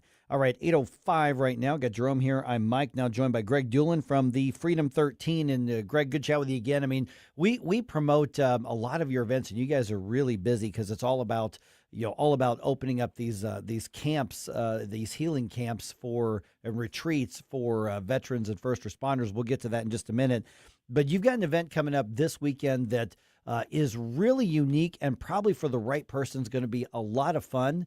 I'm not the right person for this, I'm just going to say, but we're talking about a backyard ultra marathon. I have never seen an event like this, but there's going to be a lot of people who are more athletic than me, and they're going to go, this sounds like a lot of fun. So we're talking about one loop, but an hourly loop to see who the last man or woman standing is. This is really interesting. What is it? Well, Mike, good morning, and thanks for having me. And, you know, I'm kind of disappointed right out of the chute. I thought with your baseball background and coming from Illinois and being such a, well, I think isn't there a placard in Decatur that has your name on it, like Athlete of the Year? I don't think so. But I'm the catcher. I just sit back there and let them throw things at me. Well, you could come out here, and as the runners go by and they throw their empty water bottles, you could catch those and disperse them accordingly. So I can do that. Yes, yeah, it's a great event. Actually, I got to give shout-outs to a gentleman named Drake and his wife, Michaela, and staff that own Muddy Banks Brewery and Restaurant Cafe in Sullivan, Missouri. Drake was a Marine recon. So if you know anything about recon and the Marines, those guys like to run. I mean, they run far and they run deep, doing reconnaissance work. And so I met Drake a few months ago and just popped by his place one day and met with him. And he contacted Mark and said, hey, I've always had this vision to do this event to support a veterans organization. And he says, you're 20 minutes down the road from me. Let's host our inaugural Freedom Backyard Ultra Marathon. And we're actually hosting that out here at the camp as I sit here today, looking out the main camp house, looking out at a beautiful, serene environment, which is the purpose of the healing camp. And so Drake and his wife pretty much are the tip of the spear putting this together, and logistically, they have knocked it out of the park, and it's going to be a great event this Saturday. Yeah, so what's actually going to happen? I mean, did I get this right where there's this, I think it's what, a 4-point-something mile loop, Yep. and basically the runners line up, you run that, and then at the next hour, you're running again, and so if you finish pretty quick, you might get a breather, but then you're going to keep doing this hourly thing until there's one runner left, and then they win. They're the champion. Correct. Yeah, 4.167 miles every hour. You can run it as fast. You can walk it. You can run the flat terrain or walk the grade, the steeper grades. It's actually going to be. We've got trails completely cleared. We've had our volunteer staff out here working day and night, spraying the lanes for the atrocious ticks that we are known for having in these austere environments. And you circle around this run, and then you come back in within the hour, rest and recuperate, hydrate, what have you. And then at the top of the hour, the bell will ring. And if you're here and you came in on your own accord and weren't carted in by a side-by-side or a recovery team, you go back out for another 4.167 miles, and it's basically the last person standing. This thing could go on over 24 to 30 hours. We've got runners coming in from across the country. We have one gentleman that actually represents the Freedom 13 worldwide. He actually runs 7 marathons in 7 days in 7 continents. And, it just makes me sore just talking about it. No kidding. We've got Ironman people. And, once it was social, most of these runners' platforms across the country, the participation has just caught on like a prairie wildfire. And we've got people coming to Bourbon, Missouri at the Freedom 13 camp, and would you believe it, from across the country. And it's going to be a great event and great exposure. Okay, so is this just for elite athletes, or can those who get out and run during the day, saying I'm probably not going to win, but I want to help out, can they still get involved with this? Yeah, Mike. So see, that fits you perfectly right there. You get a lot of steps in running back and forth from the studio to the production room, and so see, you can come out. So there's going to be people I talked to yesterday here in Bourbon that said, I think I'm going to run the first couple hours or participate or whatever. I mean, if we have enough pledgers and sponsors, we might be able to get Mark Schmitz to do a lap. And I don't know. Let's create something. Let's see what kind of activity we could get and buzz going if Mark was to participate at least in one leg or iteration of this walk run. I'm sure that we could get Mark out here to do this. Of course, he'll be out here, the rest of the team. And, anybody that's within our listing voice, there's time to still register for the run and come on board. We've got great business sponsors that are coming out, medical teams, and that type of thing. So it's going to be a safe environment. The trails have been cleared, and it's going to be beautiful weather from what I understand. Okay, let's give out that where you can find that to register, or if somebody says, well, I'm going to come out, at least cheer them on and maybe make a donation or look around, what's the way to do that? And then I want to get into the updates on the camp itself. But somebody says, all right, I'm in, or I'm thinking about it, where do they go? Absolutely. Just go to our website, the Freedom 13, like the number 13.org, thefreedom13.org, and just go to the link that's displayed on our main page. Of course, it's all over our socials, and you can go in and register. That's how we raise the funds to pay for the operations of the camp and continue to develop our mission here. All right, so we're visiting with Greg Doolin from the Freedom 13. All right, we're talking about I've seen it described as the healing retreat, which I think is a great term. That's being built in Bourbon, where this is going to happen. So how far along is the construction? How close are we getting to, I guess, sort of that opening of the camp? Because you're talking about something that needs to be done right when you're going to do it. So I hope that nobody's rushing, but you still want to make it available as soon as possible. Absolutely. So our forecast is to go vertical with 3 more houses this summer. I don't know if you heard, you might be a fan of this guy. A lot of people have heard of Kid Rock. And he happened to be in town 2 weeks ago.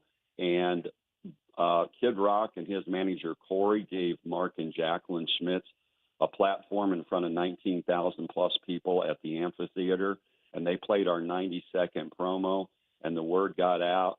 And then we found out last week that Kid Rock actually took the 90-second video about the camp and the mission and played it on the Jumbotron screens at a concert in Florida. Wow. And we had a company that builds houses email Mark and said, we want to contribute manpower, fly in, materials, the whole enchilada, if you will, and build one of the 11 remaining houses as our contribution from just watching that video at a Kid Rock concert. I did not know that, Greg. That's amazing. Yeah, we just found out about it, and I thought I'd put it out. So you've got people like that. Of course, you're familiar with us having our gala in February, and it was so successful, and the contributions that were made, small and large alike, to contribute to facilitating getting these houses up. So, and then we've got tool belt people from in and around the community, contractors. We had a volunteer work day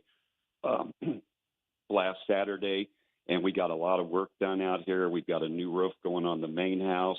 We're pouring concrete. We're getting the slabs and the infrastructure forecasted, septic sewer, since we do live out here in an unincorporated area, which does lend itself to giving you a lot of freedom. And so those things are really just continuing to build.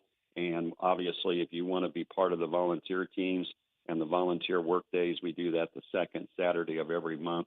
I mean, the momentum is still building, Mike. Yeah, I want to get to that in just a second. But in case somebody's new here and they're watching or they're listening right now, Greg, we're talking about the healing camp.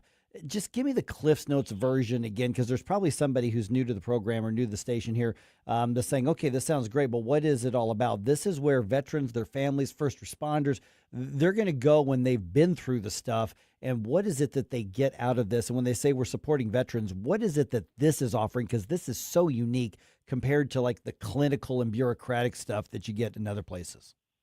Sure. Well, in the military, they use the word retreat.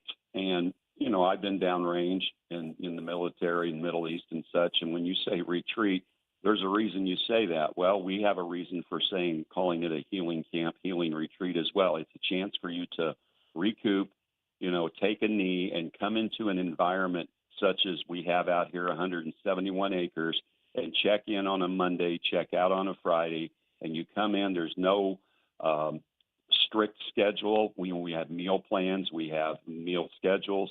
But we just allow you as an escape. And then what we do is we're a conduit out here at the camp for connectivity with veteran service officers to come out and maybe help you with your VA benefits package, to process that, counselors to come out and talk to you. Maybe you're having some rough times. We've got pastoral staff out here in the local Bourbon Ministerial Alliance that have considered, or not considered, they've actually come to me and said, once you're up and running, we'd like to come out and offer our services and talk with the families, because it's going to be a family environment. We'll have all these different activities, as well as the community, by and large, up and down Highway 44 have expressed interest. And once you're up and running, maybe we can give you some vouchers or discount coupons, and the families and what have you can come and use some of our amenities as well. So all we are, Mike, is literally a platform for people to unplug and then allow us to help them plug into the services that they need. All right. And once again, you've got the work days that are happening each month. What is the immediate need if somebody says, I want to help? Obviously you want to take donations as well. We'll put the website out there as well. But they say, I want to get hands-on here. What is it at the moment that you would need as far as a skill set, if any, that people could help with? Well, again, it's one of those, we're out here in an unincorporated area, but we want everything to code, if you will, or to standard. So, electricians, tradesmen, that type of thing. We've got a spreadsheet that's accessible on our website, and they could go in and register their contact information, and there's a pull down, and you can put, I just want to be, a laborer. I just want to volunteer. I know of a company, if you're a corporation or what have you, a business that wants to contribute to supporting veterans and their families and law enforcement and Gold Star families. This is a way for your support, your sweat equity, what have you, to invest in something that will affect the lives of thousands of veterans, because, of course, as you know, this is our flagship camp, and this will be the catalyst to go across the nation, Fox News, Mark was at a golf tournament in New York City last week, and he was the keynote speaker called the Patriot Golf Tournament. And Fox News morning folks, anchors, actually MC, Master of Ceremonies, the event, and they committed to Mark that they want to come down here this year and do a national news story on the camp here in Missouri. So we've got people large and small and whatever their capacity. We definitely have open arms for whatever someone wants to contribute. All right, let's give out the website one more time, Greg. Thanks, Mike. Yeah, it's thefreedom13.org, thefreedom13.org. And, of course, you can reach Mark by email on that as well. It has his email as well. And come out and visit the camp if you're ever in the area. And we have staff that volunteer after their workday. You know, the majority of our team members that volunteer out here work full-time jobs. I was out here yesterday. I'm retired from the military, but they have full-time jobs during the day, and they were out here at 4 o'clock, 3:30, 4 o'clock, and work till sundown. And sometimes they turn the lights on the John Deere tractor and stay out in the field for even 2 more hours after sunset. That's what we're looking for, those type of people, small, whatever you can do. All right, Greg, good to chat with you again. Thanks so much. Thank you, sir. All right, Chris and Tim going to be out and about this afternoon doing their show from the new Republican Central Committee of St. Louis County open house. That's going to be from 4 o'clock to 6 o'clock today. That is on Gravois Bluffs Boulevard. So basically you can see the headquarters, meet the members of the Central Committee, enjoy some light refreshments.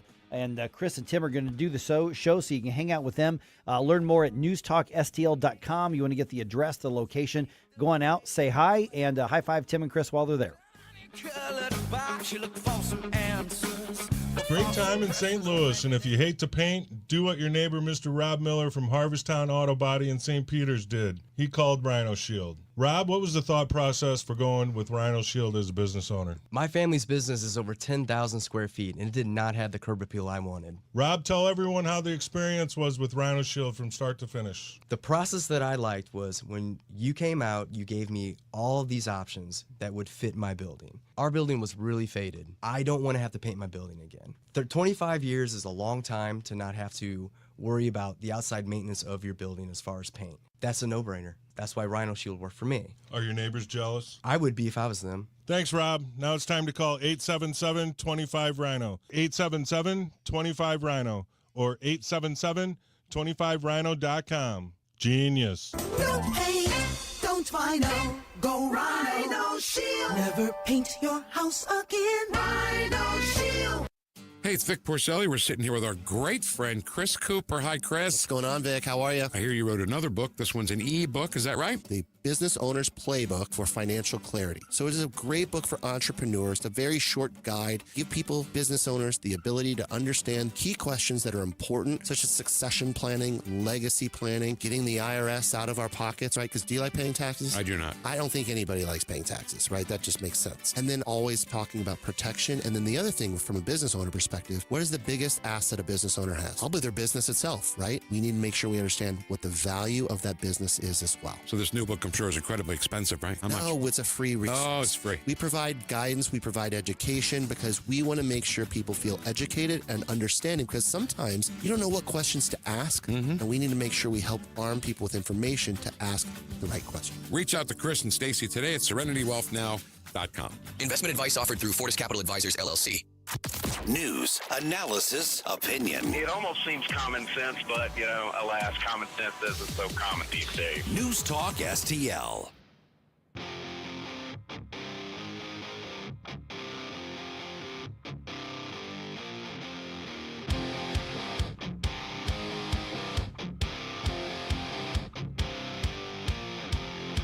The secret side of me, I never let you see. I keep it caged, but I can't control it. So stay away from me, the beast is ugly. I feel the rage and I just can't hold it. Good morning, Missouri. It's your boy Joe Pags. I'll talk to you tonight at 10. But right now, let's get back to Mike Ferguson in the morning.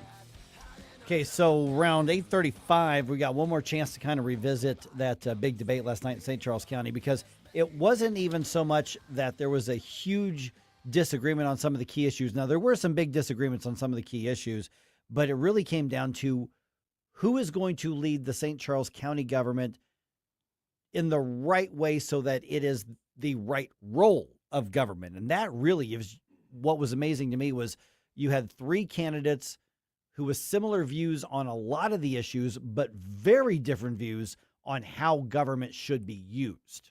That was actually one of my favorite questions that was asked. It was something along the lines of, how do you envision that, the role of St. Charles, like the entire county board, not just the individual? It made it more about how are you looking at approaching government, and how are you approaching getting them to work and also working with them? And I think that was a very smart question to ask. Yeah, so 8:35.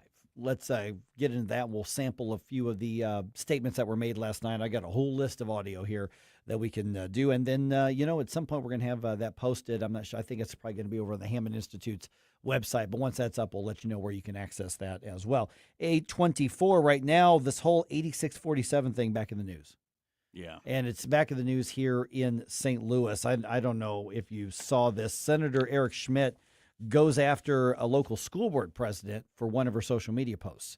So there's the question of, is it good or bad taste? Bad taste. I think we can all agree on that. Well, conservatives can agree on that. Leftists apparently don't think it's bad taste. But then there's a question of, okay, but is bad taste also free speech? And that's what we're kind of sorting through right now. I'm not going to lie. There's a little bit of this from the right that I'm not saying I'm concerned just yet from a freedom perspective, but I'm keeping an eye on it as a freedom of speech thing. No, absolutely. I've encountered this myself. The same people that were upset about the Biden era censorship and cancel culture, and you can't say that, and you must do this and that. There, a lot of them that I've interacted with are doing the exact same thing right now. Well, in this case, we're talking about looking at the statements as a criminal act. And that's a little bit different. Right. So here's what happened is the president of the Kirkwood School Board, her name's Judy Matika, she put a post out on, I guess it was Facebook that she put it on, and she was lamenting the fact that Stephen Colbert is no longer going to be on the air, and this was right before his show went up. And she said, I am totally in denial that after Thursday, the late show with Stephen Colbert will be over. I'm going to savor these last 4 episodes. He's a national treasure, a smart, funny guy, and all I can add is 8647.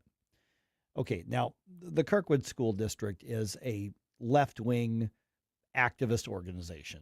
I think that they do kind of brag about their public school kids having decent test scores. So congratulations among public schools, you're decent. Way to go. That's a high bar, huh? But Kirkwood School District is also one of the most radically left-wing, socially engineering districts out there. We saw that under the COVID nonsense. We see that regularly with their LGBT active promotion, and I would argue grooming of kids. And so it doesn't surprise me that the president of the school board is a radical left-wing person. That's just basically to be expected at this point. But Senator Eric Schmidt gets a hold of this, and he says, and I'm quoting his social media post, nothing to see here, just the president of the Kirkwood, Missouri School Board, Judy Matika, calling for the murder of the president of the United States.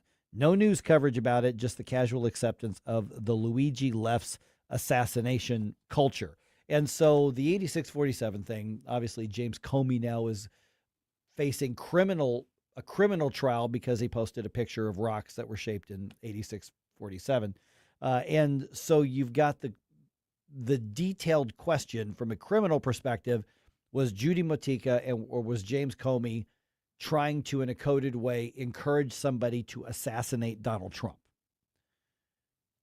I don't think that's what they were doing in either case. So where's that line? I actually, until I think the Comey thing or whoever was right before Comey, I worked in restaurants when I was going to college. And so 86 meant we're out of it or it's not on the menu anymore, get rid of it. And I always thought of it as a restaurant thing. And then I find out later that it's referred to as a murder thing, which I was not aware of. And I had the exact opposite experience. I grew up with the meaning, like, if they find you, you're in a shallow grave, not, oh, hey, get rid of this item. Yeah. It was the first time I heard 86. I'm working at a restaurant. I think it was Warrensburg, Missouri, or wherever when I was going to school. And, it's like, hey, 86 the whatever. And I'm like, what's that mean? It means we ran out of it, so you got to take it off the menu. That's what 86 means. Okay, I don't know where they came up with 86, but okay, that's what it meant. And so a lot of people, some on the left and others who are saying, okay, what we're really talking about here is they want to impeach him again. Well, we know they're always wanting to impeach Donald Trump. I mean, he gets a punch card. His next impeachment, I think his next one's free. So they're always wanting to do that. At the same time, let's be real. There's been, 3, 4 assassination attempts that we know of. One of them came unbelievably, as in millimeters close to getting the job done. Mm-hmm. So it's not snowflakery for supporters of the president or others to go, yeah, we are going to take that seriously rather than just respond in a snowflake sort of way. The bigger picture here is, at what point does government step in and say that is criminal to say something that's gross? I don't think the president, now people like this, they probably they would probably be happy if something happened to the president. But do I think she was actually hoping to motivate somebody to go kill the president? No, I don't think she was. So if what James Comey did is being investigated as a criminal act, wouldn't you apply the same logic to this social media post? I'm taking it as more as that's their way of trying to give the finger to the president whenever they're mad about something. Which you are absolutely, if we don't have the freedom to give the finger to the president, then we don't have the freedom. And then I think it's going to be very hard to prove the call to action, James Comey element of it, unless you can prove that there is some known way, like that's supposed to be an activation call for somebody, or people are citing that with them and planning their attempts. So I think it's a very tricky situation. Allison says on Rumble, I believe they were wishing somebody would kill the president. I have no problem believing that. Oh, I do think they want somebody to, and they will cheer when they do. I just don't think that it's them trying to be the one that motivates somebody to go out and do it. See, in these most extreme, gross sort of things, that's what tests how far freedom goes versus, okay, you've crossed the line and this is a criminal act. But we need to be really, really careful and very, very deliberate and very, very detailed when we start saying what you're saying or printing translates into something criminal. We've got to be very careful and tread very, very carefully there. My secret side I keep hid under lock and key. I keep it caged, but I can't control it. Mike Ferguson in the morning. He picked the wrong schoolyard to come into, I have to tell you this. On News Talk STL. From the News Talk STL Weather Center. Low humidity continues to be the star of the show when it comes to the forecast. Loads of sunshine today, up to about 83 degrees this afternoon. Warm in the sunshine, very pleasant in the shade. Mostly clear skies tonight, down to about 63 for the low early Thursday morning. Warmer Thursday at 87 in the afternoon, but the humidity remains low. Let's be ready for a few spotty showers Friday afternoon and evening with scattered storms this weekend. From the First Alert 4 Weather Center, I'm meteorologist Matt Chambers. Fox News commentary with Craig Gutfeld. Next. When I started skiing, I didn't think about setting any records. When I won my first race, I didn't think about how many more I might win. So when I made it to the top of the world, it never crossed my mind to stop. Being the best isn't the same as being your best. There are no shortcuts to the top, so find the people who help get you there. I'm Michaela Schifrin, and that's what Team Stiefel means to me. If you're an advisor or an investor, choose Stiefel, where success meets success. Stiefel Nicholas and Company Incorporated, member SIPC and NYSE. Past performance is no indication of future results. Investing involves risk. Consult a financial advisor before making any investment decisions. Craig Gutfeld describes who is protesting outside a New Jersey ICE facility. So what you have are this unstable, unemployable group of people who lack a future and are being easily exploited by the left wing and the Democrat Party. And when they get arrested, you find out what they're about. They're mentally ill.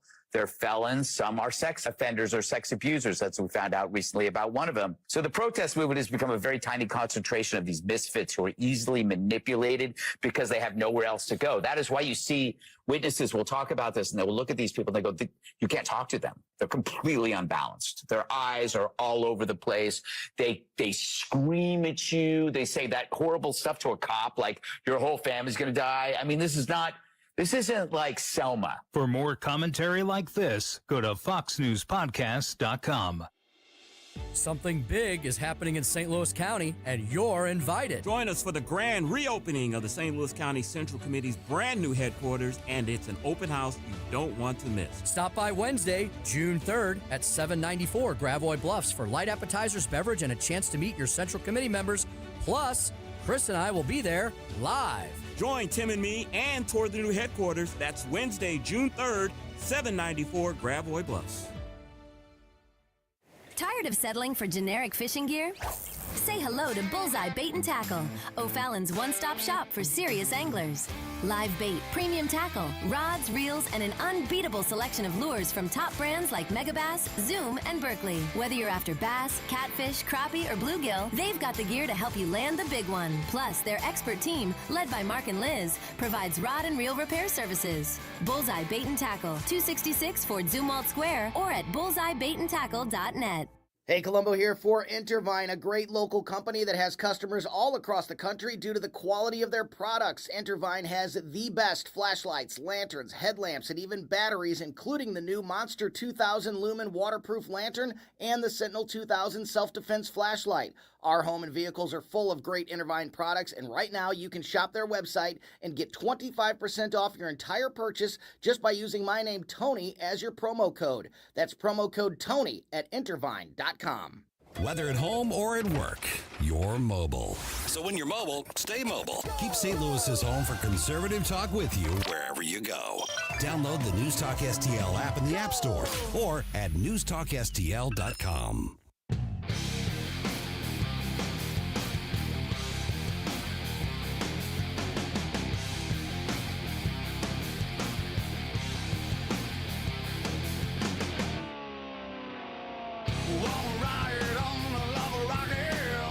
Hey everyone, this is State Senator Nick Schroer. I am the host of Stand and Fight every Sunday night. Right now, let's hear more of Mike Ferguson in the Morning Show here on Newstalk STL.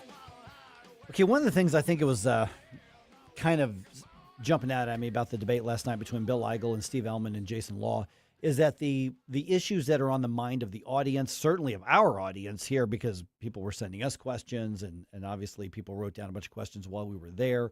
Dan Fox from Mid Rivers Magazine and West Magazine was the other panelist, along with Susie and I. And these are the things that are affecting the whole region right now. Mm-hmm. We've seen these debates in Lincoln County. We've seen them in Warren County. We've seen them in Jefferson County. We've seen them in St. Louis County, although the St. Louis County government is more resistant to listening, I think, to what the people actually want and need. But in St. Charles County, it is quickly becoming the economic and I would even argue the political center of the St. Louis region. I think that is shifting from Clayton, and I think it is shifting to St. Charles County, which is why I still argue that the race for county executive in St. Charles County may be the most important local race of 2026. Now, statewide, we've got constitutional amendments that are massive and huge, but I think locally here, this is the most important race, which is why hundreds of people showed up at the debate last night. So you listened. I was there on the stage. So we both took it in from different angles, yes, if you will. What jumped out at you, Jerome? And then I've got all these sound bites here. Just you can pitch to anyone, and I'll grab it if it comes to mind with you. Well, I guess the overall theme of the questions is what really stuck out for me. Even though they were not all directly related to each other, seems to be a lot of anxiety asking. It's not so much, what are you going to do to make us better? It's more so, what are you going to do to stop this from happening here? Mm-hmm. Okay. And I think that usually in traditional campaigns and debates that I've listened to, it's always like, I'm going to offer you more than the other guy. Whereas this was sort of focused around the way that I'm going to do what I can, or I'm going to implement what my experience is to try to handle and address some of these issues. A lot of really good responses, I felt. Obviously, Bill Eigel's a firecracker, so whatever. So he had some pretty good jabs. I think Jason did very well holding his own as well. But I do think that the fact that there's a blend almost of each of the candidates in each other, if that makes sense. There are policies where... I think I know where you're going with that, but explain that. So it sounded like with Ellman, it's very much he's thinking more in the traditional sense of governance and politics, and he's running on the fact that he's already been in office, that he already has an understanding of the way the machine works. And so Bill Eigel comes out of the gate. He says, I am absolutely a no on data centers. Ellman says, well, there is benefits to data centers when it comes to revenue. And Jason Law was essentially in the middle saying, I'm not a hard no yet, but I would like to see to make sure we have safety guards rail before we actually make any promises. There was, and let's, before I get into this commentary that I'm going to read that I found from another local watchdog group or news source, let's go into that a little bit. So we think data centers, maybe look at some of the differences on that. So let's see here. Let's go with, here's Steve Ellman addressing the question of data centers. You're the one who wants to do away with property taxes. What about all the property taxes that these data centers pay? Now, the problem is they pay it to one person. What we should do is what we already do with generating plants like the Sioux plant here in St. Charles County. That and all of the high wires and everything, they pay taxes on that, but they pay it into a big pot in Jefferson City, and then the money comes back on a per capita basis to the people in the county. If we did that, think about it. I mean, everybody uses that electrical grid, and everybody's going to benefit from these data centers wherever they are, and hopefully they won't be here. Yeah, so Steve Ellman, who gave a policy proposal as in, I think through the structure of the charter county government, we can have the health department issue a 6-month moratorium and then learn more and then decide yes or no based on the evidence and what happens in other communities by watching them. The policy proposal with Bill Eigel was, I'm against them. I don't want them here. No, period. End of my statement. Yeah. So you've got two different approaches. Steve Ellman didn't commit to saying he's for them or against them. He did acknowledge they have to go somewhere. That's just reality in today's economy. They've got to be somewhere. But he did say maybe not here. I don't want them here. Jason Law was kind of, I don't know, I guess he was a little closer to Ellman's take, but he didn't seem to be a fan of them, but he wasn't ruling them out, but he certainly wasn't proposing them to be a part of what the county goes to look for. Because I had to ask 2 or 3 times. Honestly, I asked, when it comes to growth, when it comes to economic development, what are the industries, what are the types of businesses that you want to attract? It took me a few times to get an answer off that. Yeah. And finally Steve Ellman said, we should have an opportunity for manufacturing. Bill and Jason basically were saying, listen, reduce property taxes, reduce the burden of government, and we're going to attract all sorts of businesses that are trying to flee the city. I didn't get anything specific out of either of those, but I got the concept of let's make it cheaper to do business here, and then we'll attract more businesses, which economically is true. That's what they were looking at. So the data center thing was one hot point, and that was one of the areas where you saw different versions of that. Yeah, the only thing I would really say that I would have personally think would have been beneficial to maybe have changed during the debate is allowing them to go back and forth. I mean, there were some really really good, intense, and just downright entertaining moments. But they had 30 seconds to respond if they were mentioned by somebody, and then there would be a counter response. And there were a couple times where a question was asked that I was having trouble remembering at the end of the exchanges what the original question was by the time they got to the third candidate. And even a couple times some of the candidates were like, well, can you just repeat the question, because it's been that much of a back and forth. Now, it does seem like if you are a traditional old guard, if it's not broke, don't fix it sort of person, then Ellman's takes were just very much that. It was, I've already been here. I've got the experience. Things are not perfect, but they're not as bad as before. And I know the way that this works. So just bring me, your complaints, will work on it. If you are somebody that is just tired of the old way of doing things, it really does seem that Bill Eigel is trying to do that whole, I was there once, I know the ins and outs, and I'm going to come back and fight for you. And then Jason Law was actually very level-headed. He's just like, hey, I'm just a guy. I'm a cop. I serve my community. And I don't think you could really go wrong with either of those. Here's an interesting thing showed up on my feed, and I don't know this person. His name is Ramiz Hakim. I don't know him, but he runs a citizen journalist sort of watchdog thing called the Warren County Community Connector, which, again, I'm not familiar with. But he went from Warren County. He was either there or he listened online or however he did it. But he had a brief write-up that I don't know that I could have written anything better. So let me just read what he wrote. And I do not know Mr. Hakeem, so I have no idea if he's on the left or on the right or somewhere. I have no idea. I just thought his assessment was pretty spot on here. Here's what he said. Let me just read his post. I had the chance to listen to the Republican debate for St. Charles County Executive, and there was far more agreement than disagreement among the candidates. The biggest topics of the night were apartments and rapid growth, taxes, data centers. On the issues themselves, all three candidates seemed to agree on the general concerns. Taxes are too high. Apartment developments are putting too much pressure on infrastructure and communities. Data centers prevent challenges that need to be addressed. Where they differed was in how they would tackle those issues. In the simplest terms, and again, this is Ramiz Hakeem writing, in the simplest terms, Steve Ellman, county government cannot force cities to do things. Bill Eigel, county government should step in and force changes when necessary. Jason Law, county government should work collaboratively with cities to find solutions. So the debate wasn't really about what the problems are. Rather, it was more about the role county government should play in solving them. One approach emphasizes local control. One approach emphasizes county authority. One approach emphasizes partnership and collaboration. Again, I do not know Ramiz Hakeem, but I think that assessment is about as on the nose, about as spot on as you can possibly get. I think he assessed that perfectly. Yeah, that was something that it was very interesting as well to listen to, is that there were a lot of agreeable moments, I guess you should say, where they can acknowledge the concerns and they have a level of understanding of why people are concerned, not just that there is a concern.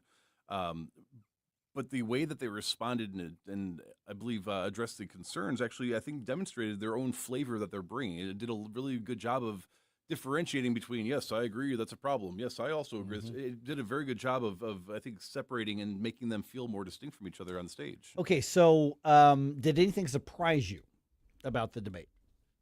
I wouldn't say necessarily surprised, I suppose. I don't know what I was expecting going into it. I've already been to a few Bill Eigel's rallies, and he's just an energetic speaker, so I was expecting him go as hard as he did, and I think he did a pretty good job with that.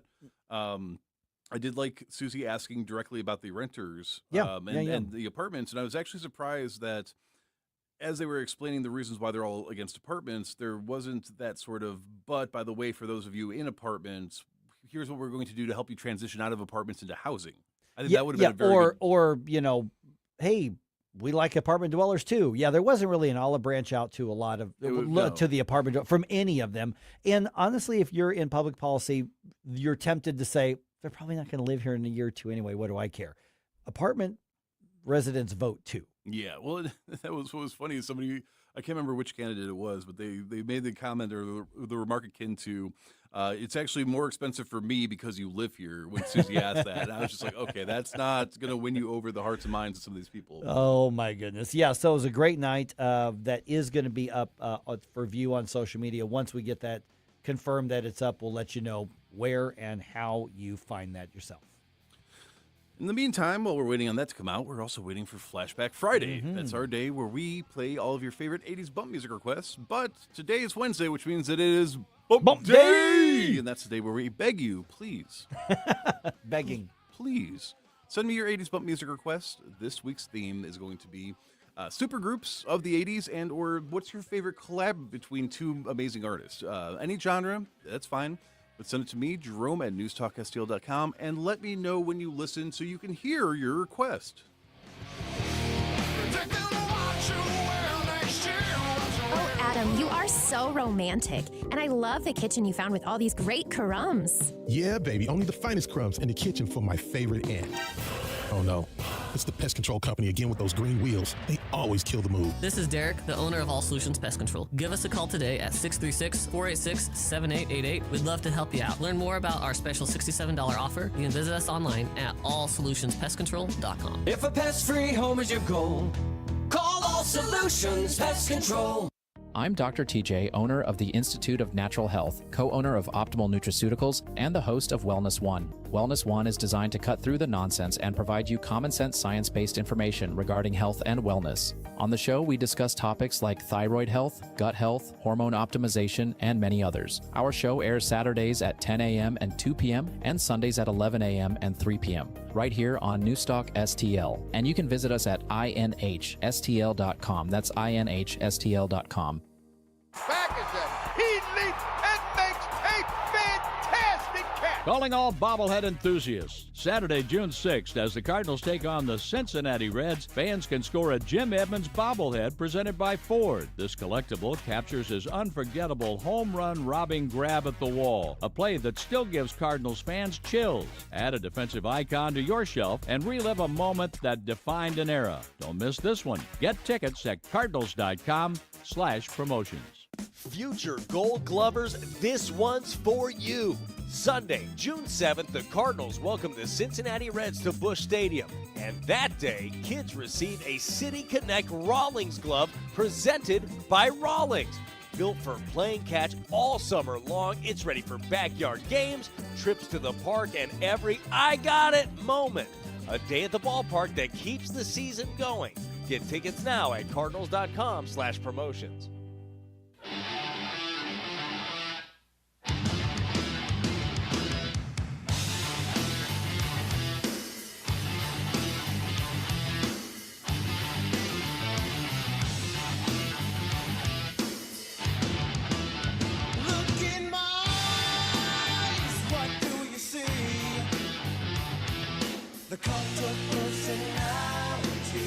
Hi, it's Vic Porcelli. And Ken. Hi, Ken. Hey, Vic. Ken and I are on every Monday through Friday here on News Talk STL. Right now, you're listening to Mike Ferguson in the morning on 101.9 and 94.1 News Talk STL. Whoosh, my morning people. All right, before we wrap up here, I want to play a couple other highlights and clips of that debate last night as well. Three contenders, St. Charles County Executive, continuing our conversation from a moment ago, making their case for your vote. Also, Cardinals, slipping back a little bit in the Central Division. Not a big deal. Don't panic here. But this is a really, really competitive division, this National League Central. I mean, it's possible that 3 of the 5 teams in the Central Division could end up in the playoffs. Ooh. Yeah, it really is. So it's been a really fun season to watch. And the Cardinals are still well within striking distance of getting to a better spot. So 8:50 right now. Let's go ahead and do one more news dump of the day. The Morning News Dump, brought to you by Lee May Concrete and Block. The Morning News Dump. Are you joking? Is this a joke? Listen, folks. The Morning News Dump. All right, let's highlight this one more time here. Property taxes, data centers, and apartments. Those were among the main topics candidates debated last night at the St. Charles County Executive Debate. Bill Eigel, Steve Ellman sparring over Bill Eigel's push to actually end personal property taxes. I have yet to meet a person that lives in this county that doesn't want to see the end of personal property tax. Let's start standing up for the taxpayer. I get to do that. Tax is a big problem. Personal property tax is a big problem. The county is a small part of that problem.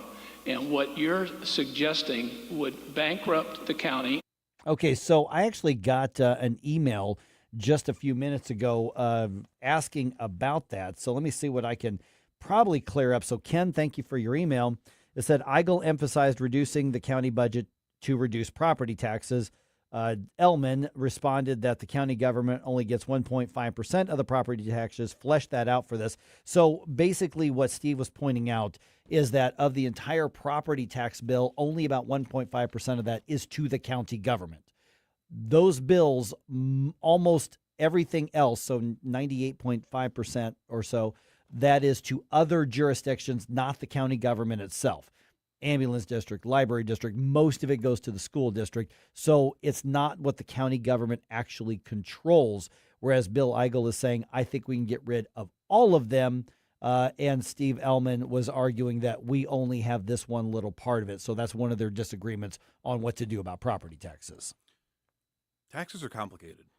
They are. That's really, I mean, I don't. The harm of them is not, but the policy is. Well, because in theory, I would like you become more prosperous when you keep more of your money. So reducing and eliminating taxes that come straight out of your check before you even get to see them. I think I want to get on board with that. And same with property tax. You should not be paying taxes on something you already own. That's ridiculous. But at the same time, I mean, the way that it's split out, is it really going to have that much of an impact on their budget? Or is this something that they can say, we'll find another way to support it? Yeah, I love the idea that all of the candidates were agreeing the property taxes have to be at least reduced. Yes. That's a good thing. And that's a pressure that's happening all over the place. People have had enough of them. Also, public safety, also front and center in those discussions. Jason Law arguing for a regional cooperative approach to addressing crime because crime is a regional problem. We need to focus in on that regionalism in terms of crime, and that will help us bring business back to this region when we get that under control and people can feel safe. Okay, so the debate was hosted by the Hammond Institute for Free Enterprise at Lindenwood University. So thank you to everybody who was there and who were listening on the radio as well. I've been seeing a lot of discussions around this in general. So this is definitely something where you're going to want to find the audio when it comes out and share it around. Just have these conversations. And those clips are going to be all over all the candidates' ads too, I guarantee Yes. them. Okay, a St. Louis Circuit judge sides with City Hall and rules against the Board of Police Commissioners. It's a dispute over $67 million in funding for police.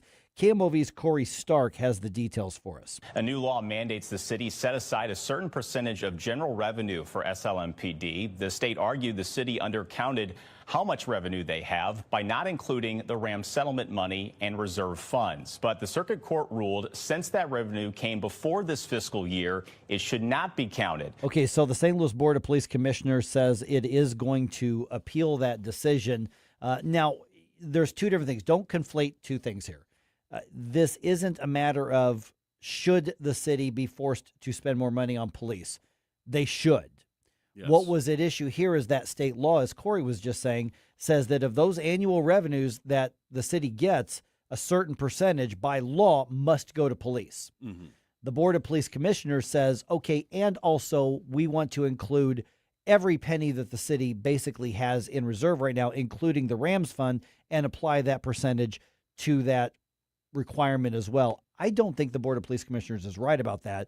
I think the mayor is right about that because I think the law says annual revenues, that's what you're doing, not your savings accounts. If it was maybe like a dividends, like a yearly dividends thing, Well, you could from argue the that. Rams, then I would say, okay, let's look at it. But the Ram settlement should not count as revenue, and that should not go towards anything that is going to have an annual budget. It should be going towards like the essentials that are going to be big projects that need to be done. Yeah, so I get the Board of Police Commissioners wanting to get every penny to repair all the damage of the defund the police, but you do it within the law. So the city rightly should be forced to spend more money, but I just think in this particular case, I think the mayor's right. And Yeah. I don't say I think St. Louis City Hall's right that often. I just think they're right on this one. No, absolutely. Now they should be rushing to try to fund police a lot more. They're wrong when they fight it, Mhm. but I just from a legal and a financial perspective, I think they're correct. Okay, Los Angeles Mayor Karen Bass advances to the runoff election. Now, who she's going to face is not confirmed because the vote totals haven't been announced yet, but early returns indicate that Spencer Pratt is likely to be the other candidate. As of early this morning, they were still saying they had about 56% of the votes cast in that race, or of a counted race. At this point, it appears that socialist Nithya Raman will finish third. But again, though, those results have not been confirmed at this point, and California could take who knows how long to get everything counted and into place. In the California race for governor, Republican Steve Hilton has the most votes of all of the candidates, at least at the latest reporting, which, again, not final by any means. The partial results show a likely runoff between Republican Steve Hilton and Democrat Javier Becerra. Congresswoman Katie Porter got 4.5% of the vote, despite the fact that she is a complete, utter raving lunatic. She still got 4.5% of the Wow. vote. Yeah. Oh, man. Jeez. Just nutty. Every time I think about how bad my life is, I'm glad I'm not stuck in California. Oh, good. Good Lord, yeah. All right, a variety of LGBT pride flags now flying at St. Louis County's Memorial Park. County Executive Sam Page was there to be part of the ceremony. It's a symbol of inclusion, and we want to send a message to our LGBTQ plus community, and that message is, we see you, we hear you, We appreciate you, and we stand with you. So the display is part of the county executive, therefore the county government's official support of Pride Month. Alrighty, well, hello to them, I guess. Yeah, whatever. All right, the Cardinals lose their second game in a row to the Rangers. Final score at Busch Stadium last night, 7-4. Final game of that series is tonight. First pitch is at 6:45. It's going to be thrown by Andre Palante. Now, the Redbirds are back to third place in the division. They're still 6.5 games behind the Brewers.